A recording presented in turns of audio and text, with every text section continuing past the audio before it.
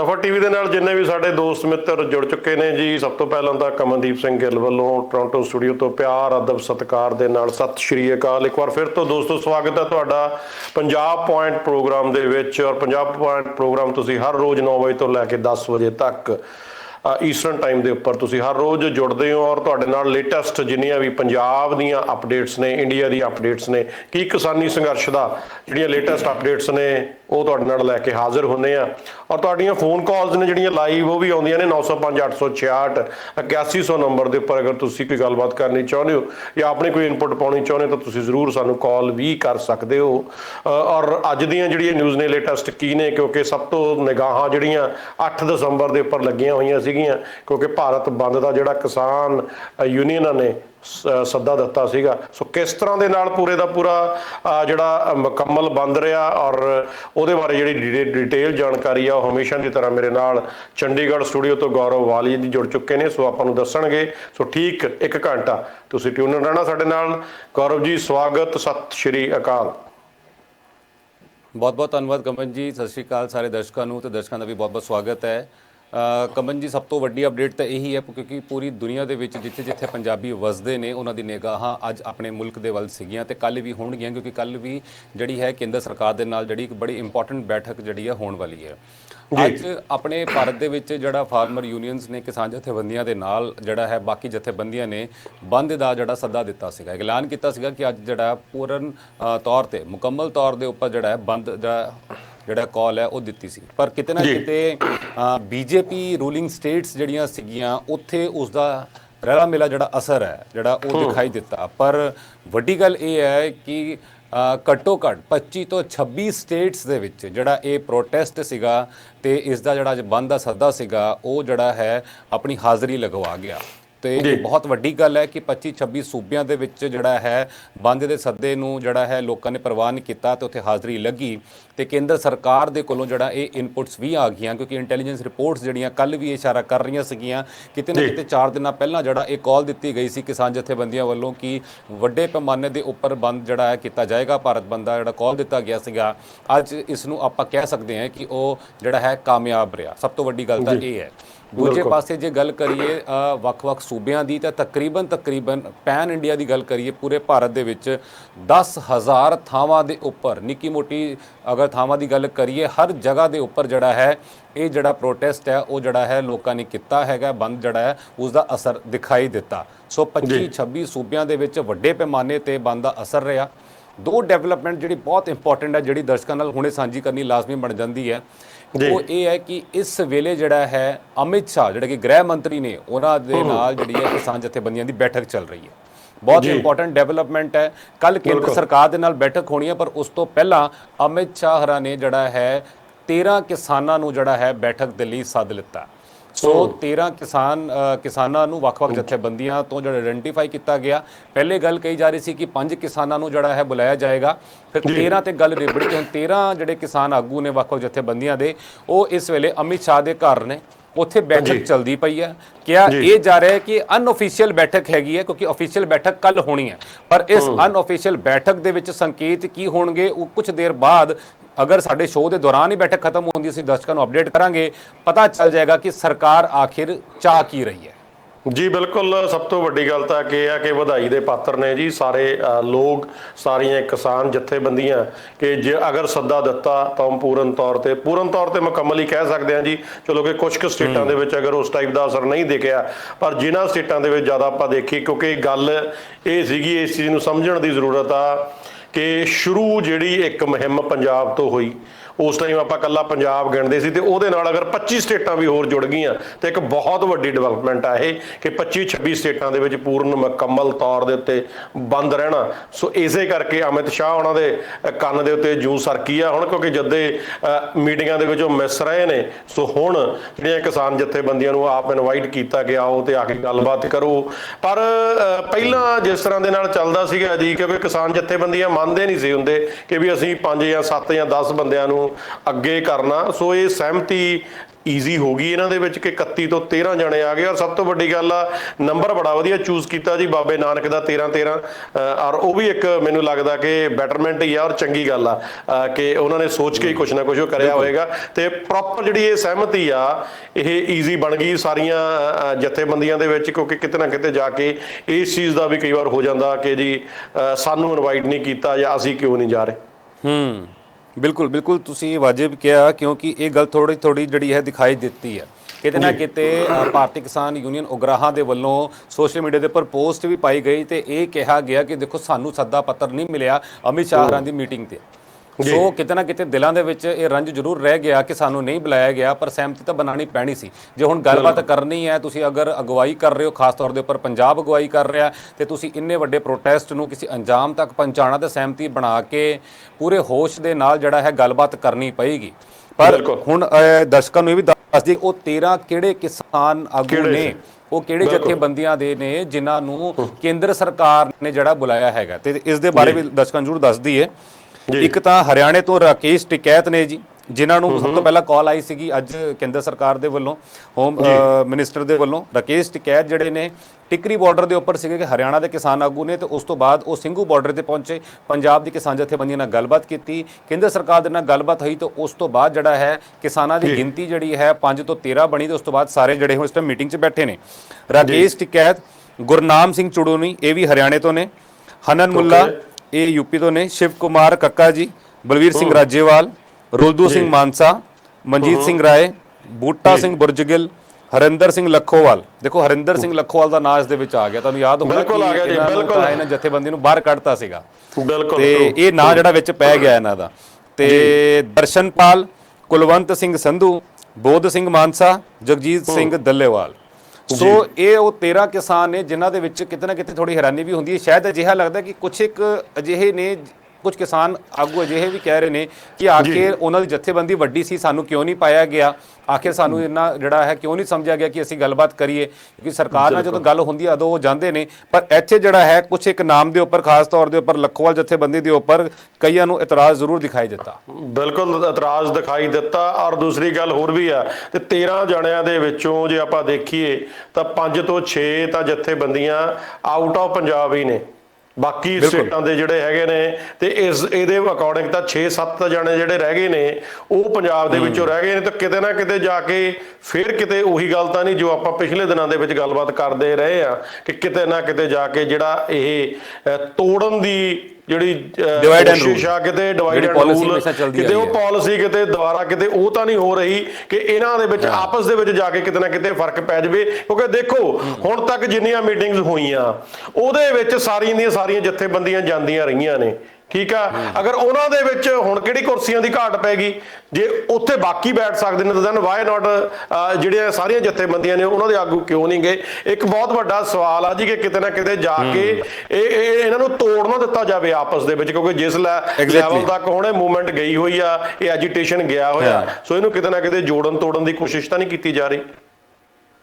ਇਹ ਦੇਖੋ ਸਰਕਾਰਾਂ ਕਰਦੀਆਂ ਹੁੰਦੀਆਂ, ਕਮਨ ਜੀ ਆਪਾਂ ਨੂੰ ਸਮਝਣਾ ਪੈਣਾ ਹੈਗਾ ਕਿ ਕਿਸ ਤਰੀਕੇ ਦੇ ਨਾਲ ਸਰਕਾਰ ਜੋ ਹੈਗੀ ਹੈ ਸੰਕੇਤ ਨਾਲ ਦੇ ਰਹੀ ਹੈ। ਦੇਖੋ ਹੁਣ ਅਮਿਤ ਸ਼ਾਹ ਦੇ ਨਾਲ ਜੋ ਬੈਠਕ ਚੱਲ ਰਹੀ ਹੈ, ਬੈਠਕ ਤੋਂ ਬਾਅਦ ਪਤਾ ਚੱਲੇਗਾ ਕਿ ਆਖਿਰ ਸਰਕਾਰ ਚਾਹ ਕੀ ਰਹੀ ਹੈ। ਕਿ ਅਮਿਤ ਸ਼ਾਹ ਉੱਥੇ ਸਾਇਲੈਂਟਲੀ ਸਿਰਫ ਸੁਣਨ ਵਾਸਤੇ ਬੈਠੇ ਨੇ, ਖੁਦ ਜਿਹੜਾ ਹੈ ਜਿਹੜੀ ਫਰਸਟ ਹੈਂਡ ਇਨਫੋਰਮੇਸ਼ਨ ਲੈਣਾ ਚਾਹੁੰਦੇ ਨੇ, ਆਖਿਰ ਕਿਸਾਨਾਂ ਨੂੰ ਸੁਣਨਾ ਚਾਹੁੰਦੇ ਨੇ ਕਿ ਕਿਸਾਨ ਜਿਹੜੇ ਨੇ ਆਖਿਰ ਕੀ ਯੂਨਾਈਟਿਡ ਨੇ, ਉਹਨਾਂ ਦੀ ਬਾਡੀ ਲੈਂਗੁਏਜ ਕੀ ਹੈ, ਉਹਨਾਂ ਦੇ ਸਵਾਲ ਜਵਾਬ ਆਖਿਰ ਕੀ ਨੇ, ਕੀ ਉਹ ਘੱਟ 'ਚ ਮੰਨ ਸਕਦੇ ਨੇ। ਇਹ ਜਿਹੜਾ ਹੈ ਕਿਤੇ ਨਾ ਕਿਤੇ ਉਹ ਜੱਜਮੈਂਟ ਜਿਹੜੀ ਹੈ ਉਹਨਾਂ ਨੇ ਕਰਨੀ ਹੈ।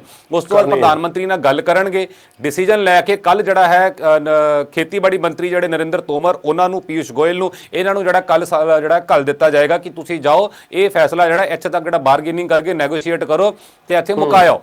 ਇਹ ਜਿਹੜਾ ਹੈ ਇਹ ਜਿਹੜਾ ਸਾਰਾ ਕੁਝ ਹੋਣਾ ਇਸ ਮੀਟਿੰਗ ਤੋਂ ਬਾਅਦ ਹੀ ਜਿਹੜਾ ਸ਼ੁਰੂ ਹੋਣਾ। ਪਰ ਕਿਤੇ ਨਾ ਕਿਤੇ ਸੰਕੇਤ ਇਹ ਵੀ ਆਏ ਹੈ ਕਿ ਰਵੀ ਸ਼ੰਕਰ ਪ੍ਰਸਾਦ ਕੇਂਦਰੀ ਕਾਨੂੰਨ ਮੰਤਰੀ ਨੇ, ਉਸ ਤੋਂ ਇਲਾਵਾ ਨਰਿੰਦਰ ਤੋਮਰ, ਆ ਦੋਨਾਂ ਦਾ ਬਿਆਨ ਅੱਜ ਆਇਆ ਤੇ ਦੋਨਾਂ ਨੇ ਇਹੀ ਕਿਹਾ ਕਿ ਜਿਹੜੇ ਖੇਤੀ ਕਾਨੂੰਨ ਨੇ ਬਹੁਤ ਵਧੀਆ ਨੇ, ਕਿਸਾਨਾਂ ਨੂੰ ਮਿਸਲੀਡ ਕੀਤਾ ਜਾ ਰਿਹਾ ਤੇ ਇਹ ਗਲਤ ਰਾਹ ਤੇ ਪੈ ਗਏ ਹੈ, ਲਿਹਾਜ਼ਾ ਇਹਨਾਂ ਨੂੰ ਜਿਹੜਾ ਆਪਣਾ ਅੰਦੋਲਨ ਵਾਪਸ ਲੈ ਲੈਣਾ ਚਾਹੀਦਾ। ਜੇ ਅੱਜ ਤੱਕ ਸਰਕਾਰ ਆਪਣੇ ਕਾਨੂੰਨਾਂ ਨੂੰ ਵਧੀਆ ਕਹਿ ਰਹੀ ਆ, ਤੁਹਾਨੂੰ ਲੱਗਦਾ ਹੈ ਕਿ ਇਹ ਕੱਲ ਜਿਹੜਾ ਹੈ ਉਸ ਨੂੰ ਖਾਰਿਜ ਕਰ ਦੇਣਗੇ? ਬਿਲਕੁਲ ਵੀ ਨਹੀਂ ਲੱਗਦਾ ਜੀ। ਜਿਸ ਹਿਸਾਬ ਨਾਲ ਹੁਣ ਤੱਕ ਜਿਹੜੇ ਬਿਆਨ ਨੇ, ਲੇਟੈਸਟ ਹੁਣ ਤੱਕ ਬਿਆਨ ਆਈ ਜਾ ਰਹੇ ਨੇ, ਔਰ ਜਿੱਦਾਂ ਹੁਣ ਇੰਨੀ ਦੇਰ ਦਾ ਸੰਘਰਸ਼, ਆਲਮੋਸਟ 3 ਮਹੀਨੇ ਜਿਹੜੇ ਨੇ ਹੋ ਚੁੱਕੇ ਨੇ, ਔਰ ਦਿੱਲੀ ਦੇ ਵਿੱਚ ਬੈਠਿਆਂ ਨੂੰ ਵੀ ਕਿੰਨੀ ਦੇਰ ਹੋ ਗਈ ਆ। ਅਗਰ ਹਜੇ ਤੱਕ ਟਸ ਤੋਂ ਮਸ ਨਹੀਂ ਹੋਏ ਤਾਂ ਦੈਨ ਵਾਟ ਯੂ ਥਿੰਕ, ਕਿਉਂਕਿ ਹਜੇ ਤੱਕ ਵੀ ਸੇਮ ਸਟੇਟਮੈਂਟ ਹੀ ਆ ਰਹੀ ਆ ਇਹਨਾਂ ਦੇ ਸਾਰੇ ਮੰਤਰੀਆਂ ਸੰਤਰੀਆਂ ਦੀ ਕਿ ਜੀ ਇਹਦੇ ਵਿੱਚ ਅਮੈਂਡਮੈਂਟ ਕਰ ਸਕਦੇ ਆ। ਰੱਦ ਕਰਨ ਵਾਲਾ ਤਾਂ ਹਜੇ ਤੱਕ ਇੱਕ ਵੀ ਜਗ੍ਹਾ ਤੋਂ ਕਿਸੇ ਪਾਸਿਓਂ ਕੋਈ ਨਾਮੋ ਨਿਸ਼ਾਨ ਨਹੀਂ ਹੈਗਾ। ਸੋ ਇਸੇ ਕਰਕੇ ਗੱਲ ਕਰਨ ਦਾ ਸਾਡਾ ਮਕਸਦ ਬਣਦਾ ਸੀਗਾ ਕਿ ਕੀ ਰੀਜ਼ਨ ਆ, ਕਿਉਂ ਨਹੀਂ ਬਾਕੀ ਜਦੋਂ ਬਾਕੀ ਜਿਹੜੀਆਂ ਮੀਟਿੰਗਸ ਨੇ ਉਹਨਾਂ ਦੇ ਵਿੱਚ ਸਾਰੇ ਦੇ ਸਾਰੇ ਕਿਸਾਨ ਜਥੇਬੰਦੀਆਂ ਜਾਂਦੀਆਂ ਨੇ, ਤਾਂ ਅਮਿਤ ਸ਼ਾਹ ਦੇ ਨਾਲ ਮੀਟਿੰਗ ਦੇ ਵਿੱਚ ਕਿਉਂ ਥੋੜੇ ਜਣਿਆਂ ਨੂੰ ਰੱਖਿਆ? ਕਿਉਂਕਿ ਮੈਂ ਜੀ ਸਵੇਰ ਦੀਆਂ ਨਾ ਕਈ ਪੋਸਟਾਂ ਦੇਖ ਚੁੱਕੇ ਆ, ਕਿਉਂਕਿ ਉਹਦੇ ਵਿੱਚ ਲੋਕਾਂ ਨੇ ਕਲੀਅਰਲੀ ਲਿਖਿਆ ਕਿ ਰਾਜੇ ਵਾਲੀਏ ਔਰ ਲੱਖੋ ਵਾਲੀਏ ਦੋਨਾਂ ਦਾ ਨਾਮ ਦੱਸਿਆ ਕਿ ਜੀ ਕਿਤੇ ਬਾਦਸ਼ਾਹਤਾਂ ਲੈ ਕੇ ਵਾਪਸ ਨਾ ਆ ਜਾਣ। ਲੋਕਾਂ ਨੂੰ ਕਿਤੇ ਨਾ ਕਿਤੇ ਮਨ ਦੇ ਵਿੱਚ ਡਰ ਵੀ ਹੈ ਇਸ ਚੀਜ਼ ਦਾ। ਨਹੀਂ ਬਿਲਕੁਲ ਹੈ, ਤੁਸੀਂ ਇਹ ਦੇਖੋ ਬਿਲਕੁਲ ਹੈ, ਲੋਕਾਂ ਦੇ ਮਨਾਂ 'ਚ ਖਦਸ਼ਾ ਹੈਗਾ। ਇਸੀ ਕਰਕੇ ਜਿਹੜਾ ਹੈ ਬਲਵੀਰ ਸਿੰਘ ਰਾਜੇਵਾਲ ਇਹਨਾਂ ਨੇ ਸੰਬੋਧਨ ਕੀਤਾ, ਕਿਤੇ ਨਾ ਕਿਤੇ ਬੜੇ ਆਕਰੋਸ਼ 'ਚ ਦਿਖਾਏ ਜਿੱਥੇ ਸਟੇਜ ਦੇ ਉੱਪਰ। ਉਹਨਾਂ ਦਾ ਕਹਿਣਾ ਸੀਗਾ ਕਿ ਹੁਣ ਤੱਕ ਅਸੀਂ ਸੰਘਰਸ਼ ਕਰਕੇ ਇੱਥੇ ਆ ਗਏ ਹਾਂ ਤੇ ਸਾਨੂੰ ਹੁਣ ਜੋਸ਼ ਦੀ ਬਜਾਏ ਜਿਹੜਾ ਹੋਸ਼ ਦਿਖਾਣਾ ਪੈਣਾ। ਕਿਤੇ ਨਾ ਕਿਤੇ ਗਰਮ ਵੀ ਹੋ ਗਏ। ਆਪਣੇ ਜਿਹੜੇ ਨੌਜਵਾਨ ਜਿਹੜੇ ਸਾਡੇ ਉੱਥੇ ਆਗੂ ਬੈਠੇ ਨੇ ਉਹਨਾਂ ਨੂੰ ਕਿਤੇ ਨਾ ਕਿਤੇ ਕਹਿੰਦੇ ਸੰਕੇਤ ਦਿੰਦੇ ਹੋ ਦਿਖਾਈ ਦਿੱਤਾ। ਉਹਨਾਂ ਦੇ ਵੱਲੋਂ ਇਹ ਕਿਹਾ ਜਾ ਰਿਹਾ ਸੀਗਾ ਕਿ ਸਾਹਮਣੇ ਬਾਰਡਰ ਹੈਗਾ, ਜੇ ਅਸੀਂ ਆਪਣੇ ਹੋਸ਼ ਨਾਲ ਕੰਮ ਨਾ ਲਈਏ, ਜੋਸ਼ ਨਾਲ ਹੀ ਸਿਰਫ ਕੰਮ ਲਈਏ ਤਾਂ ਅੱਗੇ ਤੁਸੀਂ ਚਲੇ ਜਾਓ। ਸਾਹਮਣੇ ਬਾਰਡਰ ਦੇ ਉੱਪਰ ਪੁਲਿਸ ਖੜੀ ਹੈ, 40-50 ਜਿਹੜੇ ਬੱਚੇ ਸ਼ਹੀਦ ਹੋ ਜਾਣਗੇ, ਫਿਰ ਕੀ ਮਿਲੇਗਾ? ਸਾਨੂੰ ਬੜੇ ਤਰੀਕੇ ਨਾਲ ਚੱਲਣਾ ਪੈਣਾ। ਮੱਗੀ ਇਸ ਤਰੀਕੇ ਦੀ ਬਿਆਨਬਾਜ਼ੀ ਵੀ ਅੱਜ ਹੋਈ ਆ।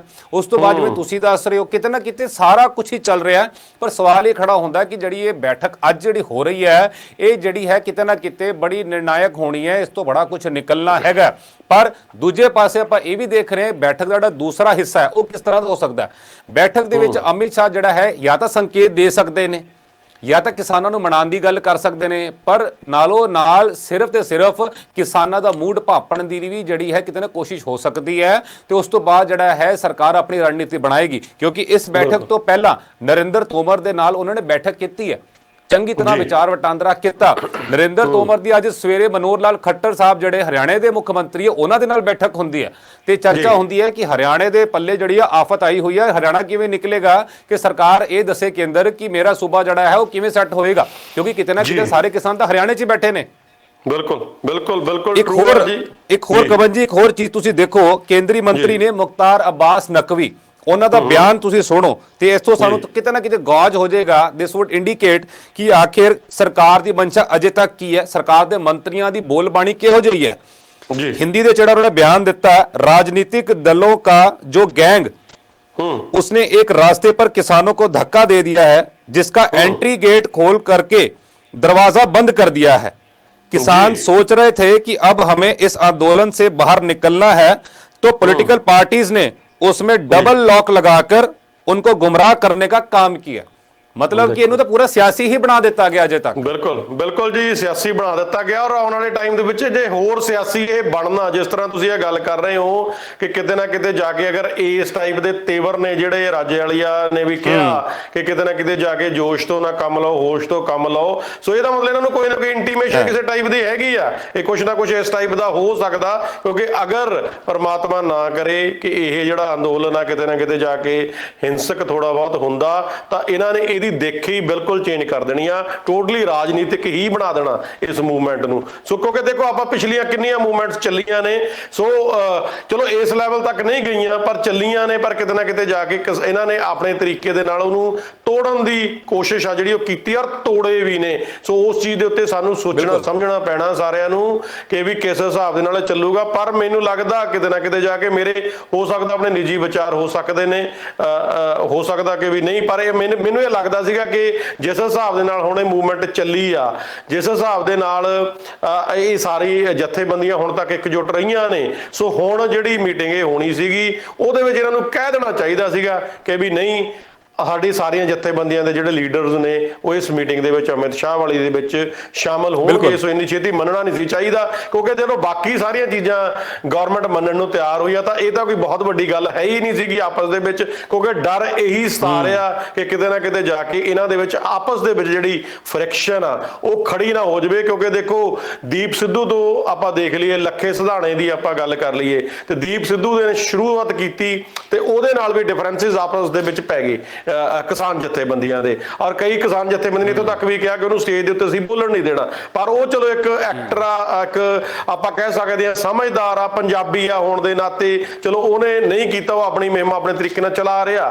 ਪਰ ਜੇ ਕਿਤੇ ਨਾ ਕਿਤੇ ਜਾ ਕੇ ਇਹਨਾਂ ਦੇ ਵਿੱਚ ਕੋਈ ਡਿਫਰੈਂਸ ਪੈ ਗਿਆ ਤਾਂ ਇਹ ਮੂਵਮੈਂਟ ਨੂੰ ਧੱਕਾ ਲੱਗ ਸਕਦਾ। ਇਹ ਚੀਜ਼ ਸਾਰਿਆਂ ਨੇ ਉਹਨਾਂ ਦੀ ਸੋਚਣ ਵਿਚਾਰਨ ਦੀ ਜ਼ਰੂਰਤ ਆ। ਅਗਰ ਦੋਸਤੋ ਤੁਹਾਨੂੰ ਵੀ ਕੋਈ ਲੱਗਦੀ ਹੈ ਗੱਲਬਾਤ ਕਿ ਵਾਕਈ ਜੋ ਅਸੀਂ ਕਹਿ ਰਹੇ ਹਾਂ, ਤਾਂ ਤੁਸੀਂ ਜ਼ਰੂਰ ਕਾਲ ਕਰਕੇ ਦੱਸਿਓ ਕਿ ਤੁਹਾਨੂੰ ਕੀ ਲੱਗਦਾ, ਕੋਈ ਸ਼ੰਕਾ ਤੁਹਾਡੇ ਮਨ ਦੇ ਵਿੱਚ ਆ ਰਿਹਾ ਜਾਂ ਨਹੀਂ ਆ ਰਿਹਾ। ਤੁਸੀਂ ਗੌਰਵ ਜੀ ਇਹਦੇ ਬਾਰੇ ਕੀ ਕਹੋਗੇ? ਤੇ ਉਸ ਤੋਂ ਬਾਅਦ ਫਿਰ ਆਪਾਂ ਥੋੜਾ ਜਿਹਾ ਕਿੱਥੇ ਕਿੱਥੇ ਕਿਹੜੇ ਲੋਕ ਜਿਨ੍ਹਾਂ ਨੇ ਇਸ ਜਿਹੜਾ ਭਾਰਤ ਬੰਦ ਸੀਗਾ ਉਹਦੇ ਨਾਲ ਜੁੜੇ ਸੋ ਉਹਦੇ ਉੱਪਰ ਆਪਾਂ ਡਿਟੇਲ ਦੇ ਵਿੱਚ ਗੱਲਬਾਤ ਕਰਾਂਗੇ, ਉਸ ਡਿਟੇਲ 'ਚ ਗੱਲ ਕਰਾਂਗੇ। ਦੇਖੋ ਬਿਲਕੁਲ ਕਿਤੇ ਨਾ ਕਿਤੇ ਖਦਸ਼ਾ ਜ਼ਰੂਰ ਹੈਗਾ, ਕਿਉਂਕਿ ਅੱਜ ਦੀ ਬੈਠਕ ਇਹ ਵਾਲੀ ਜਿਹੜੀ ਹੁਣ ਹੋ ਰਹੀ ਹੈ ਤੇ ਜਿਹੜੀ ਕੱਲ ਕੇਂਦਰ ਸਰਕਾਰ ਦੇ ਨਾਲ ਹੋਣ ਵਾਲੀ ਹੈ, ਦੋਨੋਂ ਬਹੁਤ ਜ਼ਿਆਦਾ ਇੰਪੋਰਟੈਂਟ ਨੇ ਜੀ।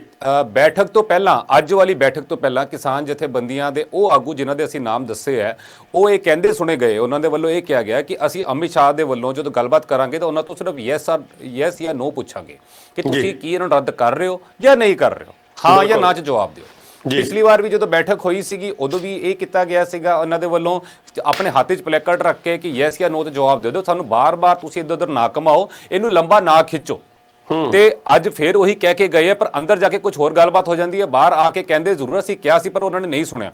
ਪਰ ਹੁਣ ਚਲੋ ਅੱਜ ਦੀ ਜਿਹੜੀ ਅਨੌਪਚਾਰਿਕ ਹੈ, ਅਨਅਫੀਸ਼ੀਅਲ ਗੱਲਬਾਤ ਹੈਗੀ, ਪਰ ਕੱਲ ਤਾਂ ਅਫੀਸ਼ੀਅਲ ਹੈ।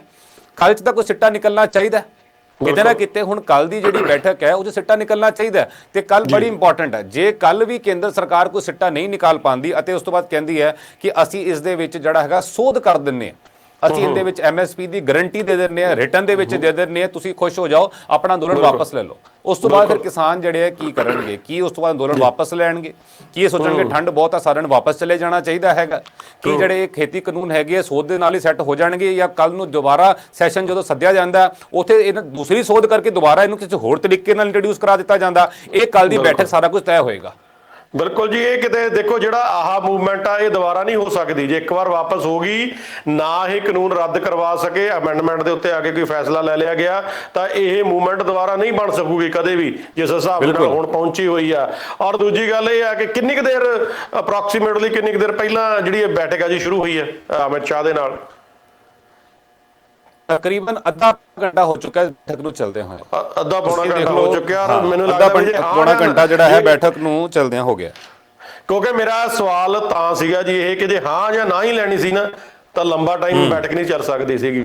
ਅਗਰ ਉਹੀ ਗੱਲਾਂ ਬਾਤਾਂ ਦੁਆਰਾ ਤੋਂ ਫਿਰ ਕਿ ਜਿਹੜੀਆਂ ਪ੍ਰੈਜੈਂਟੇਸ਼ਨਾਂ ਹੁਣ ਤੱਕ ਇਹਨਾਂ ਦੇ ਸੈਕਟਰੀ ਲੋਕ ਜਾਂ ਇਹਨਾਂ ਦੇ ਜਿਹੜੇ ਅੱਗੇ ਹੋਰ ਮੰਤਰੀ ਸੀਗੇ ਉਹ ਦਿੰਦੇ ਆਏ ਨੇ, ਸੋ ਉਹੀ ਮੈਨੂੰ ਲੱਗਦਾ ਪ੍ਰੈਜੈਂਟੇਸ਼ਨ ਅੰਦਰ ਅਮਿਤ ਸ਼ਾਹ ਵੀ ਦੇ ਰਹੇ ਹੋਣਗੇ ਕਿ ਕਿਤੇ ਨਾ ਕਿਤੇ ਜਾ ਕੇ ਜੀ ਤੁਹਾਡੇ ਹੱਕ ਦੇ ਕਾਨੂੰਨ ਨੇ ਇਹ ਇਦਾਂ ਇਹ ਉਹ ਗੱਲਾਂ ਬਾਤਾਂ ਕਰਕੇ ਹੀ ਜਿਹੜੀ ਇਹ ਮੀਟਿੰਗ ਇੰਨੀ ਲੰਮੀ ਚੱਲ ਰਹੀ ਆ। ਅਦਰਵਾਈਜ਼ ਤਾਂ ਨਹੀਂ, ਜੇ ਯੈਸ ਔਰ ਨੋ ਹੀ ਲੈਣੀ ਆ ਤਾਂ ਮੈਨੂੰ ਲੱਗਦਾ ਫਿਰ ਤਾਂ ਮਿੰਟ 5 ਦਾ ਹੀ ਕੰਮ ਹੈ। ਮਿੰਟ 5 ਦਾ ਹੀ ਕੰਮ ਆ ਕਿ ਜਾ ਕੇ ਦੱਸੋ ਤੁਸੀਂ ਕਾਨੂੰਨ ਰੱਦ ਕਰਨੇ ਆ ਜਾਂ ਨਹੀਂ ਕਰਨੇ ਆ। ਸੋ ਇੰਨੀ ਦੇਰ ਨੂੰ ਬਾਹਰ, ਔਰ ਮੈਨੂੰ ਲੱਗਦਾ ਕਿ ਕਿਤੇ ਨਾ ਕਿਤੇ ਜਾ ਕੇ ਵਾਕਈ ਜਿਹੜਾ ਖਦਸ਼ਾ ਉਹ ਮਨ ਦੇ ਵਿੱਚ ਜ਼ਰੂਰ ਨਜ਼ਰ ਕਿਤੇ ਨਾ ਕਿਤੇ ਆ ਰਿਹਾ ਕਿ ਕਿਤੇ ਕੋਈ ਹੋਰ ਜਿਹੜਾ ਨਵਾਂ ਹੀ ਕੋਈ ਗੱਲਬਾਤ ਆ ਜਿਹੜੀ ਇਸ ਮੀਟਿੰਗ ਦੇ ਵਿੱਚੋਂ ਨਿਕਲ ਕੇ ਕੋਈ ਸਾਹਮਣੇ ਨਾ ਆ ਜਾਵੇ। ਸੋ ਆਪਾਂ ਭਾਰਤ ਬੰਦ ਦੀ ਜਿਹੜੀ ਗੱਲਬਾਤ ਸੀ ਕਰ ਰਹੇ ਜੀ ਉਹਨੂੰ ਕੰਟੀਨਿਊ ਕਰਦੇ ਆ। ਸੋ ਤੁਸੀਂ ਦੱਸਿਆ ਕਿ ਤਕਰੀਬਨ 26 ਤੋਂ 27 ਸਟੇਟਾਂ ਨੇ ਜਿਨ੍ਹਾਂ ਦੇ ਵਿੱਚ ਤਕਰੀਬਨ ਆਪਾਂ ਕਹਿ ਸਕਦੇ ਆ ਪੂਰਨ ਮੁਕੰਮਲ ਤੌਰ ਤੇ ਰਿਹਾ। ਔਰ ਮੈਨੂੰ ਲੱਗਦਾ ਕਿ ਫੋਰਸੀਬਲੀ ਤਾਂ ਕਿਸੇ ਨੇ ਕੋਈ ਬੰਦ ਨਹੀਂ ਕਰਵਾਇਆ ਹੋਣਾ, ਇਹ ਆਪਣੇ ਆਪ ਹੀ ਸਾਰਾ ਕੁਝ ਜਿਹੜਾ ਲੋਕਾਂ ਨੇ ਕੀਤਾ ਹੋਣਾ ਜੀ ਉਹਦੇ ਸਮਰਥਨ ਦੇ ਵਿੱਚ। ਇਹ ਬਿਲਕੁਲ ਹੋਇਆ ਜੀ। ਇਹ ਆਪਣੇ ਪੰਜਾਬ ਦੇ ਵਿੱਚ ਤਾਂ ਅੱਜ ਜਿਵੇਂ ਕਰਫਿਊ ਲੱਗਿਆ ਹੁੰਦਾ ਉੱਦਾਂ ਦਾ ਮਾਹੌਲ ਸੀਗਾ ਪੰਜਾਬ ਦੇ ਵਿੱਚ। ਤਾਂ ਪੂਰੀ ਤਰ੍ਹਾਂ ਹਰ ਕਿਸੇ ਨੇ ਜਿਹੜਾ ਹੈ ਖੁੱਲੇ ਦਿਲ ਦੇ ਨਾਲ ਜਿਹੜਾ ਹੈ ਪੂਰੇ ਸੁਹਿਰਦ ਹੋ ਕੇ ਹਰ ਕਿਸੇ ਨੇ ਸਪੋਰਟ ਕੀਤਾ ਅੱਜ ਦੇ ਬੰਦ ਨੂੰ। ਹਰਿਆਣੇ ਦੇ ਵਿੱਚ ਵੀ ਇਸ ਨੂੰ ਸਪੋਰਟ ਮਿਲਿਆ। ਦਿੱਲੀ ਦੇ ਬਾਜ਼ਾਰ ਤਕਰੀਬਨ ਖੁੱਲੇ ਰਹੇ। ਦਿੱਲੀ ਦੇ ਨਾਲ ਯੂਪੀ ਦਾ ਨੋਇਡਾ ਪੈਂਦਾ, ਨੋਇਡਾ ਵੀ ਖੁੱਲਿਆ ਰਿਹਾ। ਜਿੱਥੇ ਜਿੱਥੇ ਬੀਜੇਪੀ ਦੀ ਸਟੇਟਸ ਹੈਗੀਆਂ ਉੱਥੇ ਉਹਨਾਂ ਨੇ ਖੁਲਵਾਏ ਆ। ਜਿੱਥੇ ਜਿਹੜੀ ਆਪੋਜੀਸ਼ਨ ਪਾਰਟੀਆਂ ਨੇ ਬੰਦ ਕਰਵਾਇਆ ਜਾ ਕੇ, ਜਿੱਥੇ ਅਗਰ ਸਪੋਜ਼ ਉਹ ਨਹੀਂ ਕਰ ਰਹੇ ਤਾਂ ਬੀਜੇਪੀ ਦੀ ਪਾਰਟੀ ਦੇ ਜਿਹੜੇ ਆਗੂ ਸੀਗੇ ਉਹਨਾਂ ਨੇ ਜਾ ਕੇ ਉਹ ਖੁਲਵਾਏ ਨੇ। ਦੂਜੇ ਪਾਸੇ ਗੁਜਰਾਤ ਤੋਂ ਖਬਰ ਇਹ ਆ ਰਹੀ ਹੈ, ਗੁਜਰਾਤ ਦੇ ਵਿੱਚ ਖਾਸ ਤੌਰ ਦੇ ਉੱਪਰ ਪੁਲਿਸ ਦੇ ਵੱਲੋਂ ਕਿਹਾ ਗਿਆ ਸੀਗਾ ਕਿ ਜੋ ਵੀ ਬੰਦ ਕਰਵਾਏਗਾ ਉਸ ਦੇ ਖਿਲਾਫ ਸਖਤ ਐਕਸ਼ਨ ਲਿੱਤਾ ਜਾਏਗਾ। ਜੋ ਅਜਿਹੀਆਂ ਚੀਜ਼ਾਂ ਸਰਕੂਲੇਟ ਕਰੇਗਾ, ਸੋਸ਼ਲ ਮੀਡੀਆ ਦੇ ਉੱਪਰ ਵੀ ਪਾਏਗਾ, ਉਹਦੇ ਖਿਲਾਫ ਵੀ ਐਕਸ਼ਨ ਹੋਏਗਾ। ਰੂਲਿੰਗ ਸਟੇਟਸ ਦੀ ਆਪਾਂ ਗੱਲ ਕਰੀਏ, ਉੱਥੇ ਜਿਹੜਾ ਇੱਕ ਵੱਖਰੇ ਤੌਰ ਦੇ ਉੱਪਰ ਦੇਖਿਆ ਗਿਆ। ਰਾਜਸਥਾਨ ਜਿੱਥੇ ਕਾਂਗਰਸ ਪਾਰਟੀ ਦੀ ਹੁਕੂਮਤ ਹੈਗੀ ਹੈ, ਉੱਥੇ ਜਿਹੜਾ ਹੈ ਕਾਂਗਰਸ ਨੇ ਬੰਦ ਕਰਵਾਇਆ, ਪਰ ਫਿਰ ਵੀ ਬੀਜੇਪੀ ਦੇ ਨਾਲ ਉਹਨਾਂ ਦਾ ਉੱਥੇ ਜਿਹੜਾ ਹੈ ਪੰਗਾ ਦਿਖਾਈ ਦਿੱਤਾ, ਉਹ ਖੁਲਵਾਉਣ ਦੇ ਵਾਸਤੇ ਪਹੁੰਚ ਗਏ। ਕਿਤੇ ਨਾ ਕਿਤੇ ਦੋਹਾਂ ਪਾਸੇ ਦੋਹਾਂ ਐਂਗਲ ਤੋਂ ਆਪਾਂ ਨੂੰ ਦੇਖਣਾ ਪੈਣਾ, ਜਿੱਥੇ ਵੱਡੇ ਪੈਮਾਨੇ ਦੇ ਉੱਪਰ ਨਾ ਸਿਰਫ ਹੁਣ ਕਿਸਾਨ, ਨਾ ਸਿਰਫ ਪੰਜਾਬ ਅਤੇ ਹਰਿਆਣਾ, ਬਲਕਿ ਪੂਰੇ ਮੁਲਕ ਭਰ ਤੋਂ ਵੱਖ-ਵੱਖ ਜਥੇਬੰਦੀਆਂ ਇਹਨਾਂ ਦੇ ਨਾਲ ਜਿਹੜੀ ਜੁੜੀਆਂ ਅੱਜ ਬਹੁਤ ਵੱਡੀ ਗੱਲ ਹੈਗੀ ਹੈ। ਭਾਵੇਂ ਉਹ ਰੇਲਵੇ ਦੀ ਫੈਡਰੇਸ਼ਨ ਹੋਵੇ, EMPLOYEES ਯੂਨੀਅਨ ਹੋਵੇ, ਮਛੇਰੇ ਹੋਣ ਸਾਊਥ ਦੇ ਵਿੱਚ, ਉਹ ਵੀ ਜਿਹੜੇ ਫਿਸ਼ਰਮੈਨ ਆ ਉਹ ਵੀ ਨਾਲ ਜੁੜ ਗਏ, ਸ਼ਿਪਿੰਗ ਯਾਰਡ ਦੇ ਲੋਕ ਆ ਉਹ ਵੀ ਨਾਲ ਜੁੜ ਗਏ। ਤੁਸੀਂ ਸੋਚੋ ਕਿ ਵੱਡੇ ਪੈਮਾਨੇ ਦੇ ਉੱਪਰ ਤਮਿਲਨਾਡੂ, ਆਂਧਰਾ ਪ੍ਰਦੇਸ਼, ਇਹ ਸਾਰੇ ਪਾਸੇ ਜਿਹੜਾ ਹੈਗਾ ਬੰਦ ਦਾ ਅਸਰ ਦਿਖਿਆ ਤੇ ਲੋਕ ਨਾਲ ਜੁੜੇ ਵੀ। ਪਰ ਜਿਹੜਾ ਸਾਡੇ ਪਾਸੇ ਜਿਹੜਾ ਹੁਣ ਤੱਕ ਇਹ ਕਿਹਾ ਜਾ ਰਿਹਾ ਸੀਗਾ ਕਿ ਇਹ ਤਾਂ ਸਿਰਫ ਪੰਜਾਬ ਅਤੇ ਹਰਿਆਣੇ, ਇਹ ਦੋ ਸਟੇਟਾਂ ਦਾ ਹੀ ਅੰਦੋਲਨ ਹੈ, ਕਿਤੇ ਨਾ ਕਿਤੇ ਇਸ ਚੀਜ਼ ਤੋਂ ਪਰਦਾ ਜ਼ਰੂਰ ਉੱਠ ਗਿਆ ਤੇ ਕੇਂਦਰ ਸਰਕਾਰ ਨੂੰ ਪਤਾ ਲੱਗ ਗਿਆ ਕਿ ਇਕੱਲੇ ਇਹ ਦੋ ਸਟੇਟਾਂ ਹੀ ਨਹੀਂ ਹੈਗੀਆਂ, ਜਾਂ ਸਿਰਫ ਪੰਜਾਬੀ ਅਤੇ ਹਰਿਆਣਵੀਆਂ ਦੇ ਢਿੱਡ 'ਚ ਪੀੜ ਨਹੀਂ ਹੁੰਦੀ, ਇਹ ਸਾਰਿਆਂ ਨੂੰ ਹੀ ਜਿਹੜਾ ਇਫੈਕਟ ਕਰ ਰਿਹਾ। ਬਿਲਕੁਲ ਟਰੂ। ਔਰ ਨਾਲ ਦੀ ਨਾਲ ਕਿਤੇ ਨਾ ਕਿਤੇ ਬੀਜੇਪੀ 117 ਸੀਟਾਂ ਦੇ ਉੱਤੇ ਜਿਹੜੀਆਂ ਚੋਣਾਂ ਲੜਨ ਦੀ ਗੱਲ ਕਰ ਰਹੀ ਆ। ਸੋ ਇਹਨਾਂ ਨੂੰ ਆਪਣਾ ਫਿਊਚਰ ਤਾਂ ਨਜ਼ਰ ਆ ਹੀ ਰਿਹਾ ਹੋਣਾ ਕਿ ਨਾਟ ਓਨਲੀ ਪੰਜਾਬ, ਕਿ ਬਾਕੀ ਜਿਹੜੀਆਂ ਸਟੇਟਾਂ ਨੇ ਜਿਨ੍ਹਾਂ ਨੇ ਸਮਰਥਨ ਦਿੱਤਾ, ਸੋ ਉੱਥੇ ਵੀ ਜਿਹੜਾ ਹਸ਼ਰ ਆ ਆਉਣ ਵਾਲਾ ਬੀਜੇਪੀ ਦਾ ਉਹ ਕੀ ਹੋ ਸਕਦਾ। ਔਰ ਜਿਸ ਤਰ੍ਹਾਂ ਦੇ ਨਾਲ ਤੁਸੀਂ ਕੀਤਾ ਕਿ ਰੇਲਵੇ ਯੂਨੀਅਨਸ, ਹੋਰ ਜਿਹੜੀਆਂ ਫੈਡਰੇਸ਼ਨਸ ਕਾਫੀ ਤਰ੍ਹਾਂ ਦੇ ਜਿਨ੍ਹਾਂ ਨੇ ਸਾਰਿਆਂ ਨੇ ਸਮਰਥਨ ਦਿੱਤਾ, ਔਰ ਬੜਾ ਵਧੀਆ ਜਿਹੜਾ ਜੀ ਇੱਕ ਕਹਿ ਸਕਦੇ ਆ ਕਿ ਮੈਂ ਨਾ ਕੱਲ ਇੱਕ ਵੀਡੀਓ ਦੇਖਦਾ ਸੀ, ਬੜਾ ਮਨ ਖੁਸ਼ ਹੋਇਆ ਕਿ ਹੁਣ ਤੱਕ ਇਹਨਾਂ ਲੋਕਾਂ ਨੇ ਲੜਾ ਕੇ ਸਾਰੀਆਂ ਕਮਿਊਨਿਟੀਆਂ ਨੂੰ, ਹਿੰਦੂ, ਸਿੱਖ, ਮੁਸਲਿਮ, ਈਸਾਈਆਂ ਨੂੰ ਲੜਾ ਕੇ ਇਹਨਾਂ ਨੇ ਵੋਟਾਂ ਲਈਆਂ, ਔਰ ਆਪਣੇ ਜਿਹੜੇ ਤੋਰੀ ਫੁਲਕੇ ਨੇ ਹੁਣ ਤੱਕ ਚਲਾਏ ਨੇ ਇਹਨਾਂ ਨੇ। ਪਰ ਕਿਤੇ ਇੱਕ ਪਾਸੇ ਤਾਂ ਪਾਠ ਹੋ ਰਿਹਾ ਸੀਗਾ, ਦੂਜੇ ਪਾਸੇ ਹਨੂਮਾਨ ਚਾਲੀਸਾ ਪੜਿਆ ਜਾ ਰਿਹਾ, ਤੀਜੇ ਪਾਸੇ ਮੁਸਲਿਮ ਕਮਿਊਨਿਟੀ ਵਾਲੇ ਆਪਣੇ ਤਰੀਕੇ ਦੇ ਨਾਲ ਜਿਹੜੀ ਉਹ ਕਰ ਰਹੇ ਸੀਗੇ ਜੀ, ਆਪਣੇ ਰੱਬ ਨੂੰ ਸਜਦਾ ਕਰ ਰਹੇ ਸੀਗੇ। ਸੋ ਉਹ ਜਿਹੜਾ ਮਾਹੌਲ ਇੱਕ ਬਣ ਗਿਆ ਨਾ, ਇੱਕ ਕ੍ਰੀਏਟ ਹੋ ਗਿਆ, ਉਹ ਇੱਕ ਮੈਨੂੰ ਲੱਗਦਾ ਕਿ ਵੀ ਸਭ ਤੋਂ ਜਿਹੜਾ ਪਲੱਸ ਪੁਆਇੰਟ ਇਹਦੇ ਵਿੱਚ ਰਿਹਾ। ਔਰ ਡਿਫਰੈਂਟ ਹੀ ਇੱਕ ਸਿਨੈਰੀਓ, ਡਿਫਰੈਂਟ ਇੱਕ ਜਿਹੜੀ ਤਸਵੀਰ ਆ ਉਹ ਇਸ ਮੂਵਮੈਂਟ ਨੇ, ਇਸ ਐਜੀਟੇਸ਼ਨ ਨੇ ਬਣਾਤੀ ਆ। ਬਿਲਕੁਲ ਬਣਾਈ ਹੈ ਜੀ। ਪੰਜਾਬ ਦੇ ਵਿੱਚ ਵੀ ਸੜਕਾਂ ਦੇ ਉੱਪਰ ਸਾਰਿਆਂ ਨੇ ਬੈਠ ਕੇ ਪਾਠ ਕੀਤਾ, ਵੱਖ-ਵੱਖ ਥਾਵਾਂ ਦੇ ਉੱਪਰ। ਤੁਸੀਂ ਦੇਖੋ ਸਰਕਾਰੀ ਅਦਾਰਿਆਂ ਦੇ ਵਿੱਚ ਅਸੀਂ ਜਿਹੜੇ ਅਧਿਕਾਰੀ ਨੇ ਵੱਡੀ ਗਿਣਤੀ ਵਿੱਚ ਅੱਜ ਉਹਨਾਂ ਨੇ ਦਫ਼ਤਰਾਂ ਦੇ ਵਿੱਚ ਕੰਮ ਨਹੀਂ ਕੀਤਾ। ਵੱਡੇ ਪੈਮਾਨੇ ਦੇ ਉੱਪਰ ਦੂਜੀਆਂ ਜਿਹੜੀ ਗੈਰ ਸਰਕਾਰੀ ਸੰਸਥਾਵਾਂ ਉਹਨਾਂ ਦੇ ਵੱਲੋਂ ਅੱਜ ਜਿਹੜਾ ਹਮਾਇਤ ਕੀਤੀ ਗਈ। SGPC ਵੱਲੋਂ ਆਪਣੇ ਦਫ਼ਤਰ ਬੰਦ ਕੀਤੇ ਗਏ, ਉਹਨਾਂ ਦੇ ਵੱਲੋਂ ਵੀ ਜਿਹੜਾ ਹੈ ਐਲਾਨ ਕੀਤਾ ਗਿਆ। ਕਿਉਂਕਿ ਕੋਈ ਐਸਾ ਜਿਹੜਾ ਹੈ ਪੱਖ ਨਹੀਂ ਹੈ, ਐਸੀ ਕੋਈ ਧਿਰ ਨਹੀਂ ਹੈ ਜਿਹਨੇ ਸਪੋਰਟ ਨਹੀਂ ਕੀਤਾ। ਸਿਆਸੀ ਪਾਰਟੀਆਂ ਦੀ ਅਸੀਂ ਗੱਲ ਹੀ ਨਹੀਂ ਕਰ ਰਹੇ। ਦੂਜੇ ਪਾਸੇ ਜਿਹੜੇ ਵਕੀਲ ਨੇ ਵੱਡੇ ਪੈਮਾਨੇ ਤੇ ਉਹ ਵੀ ਦੇਖੋ ਅੱਗੇ ਆਏ। ਤੇ ਸਭ ਤੋਂ ਅੱਛੀ ਗੱਲ ਇਹ ਰਹੀ ਕਿ ਇਹ ਜਿਹੜਾ ਸਾਰਾ ਜਿਹੜਾ ਸੀਗਾ ਪ੍ਰੋਟੈਸਟ ਉਹ ਪੀਸਫੁਲ ਰਿਹਾ। ਦੇਖੋ ਕਿੰਨੀ ਚੰਗੀ ਗੱਲ ਹੈ।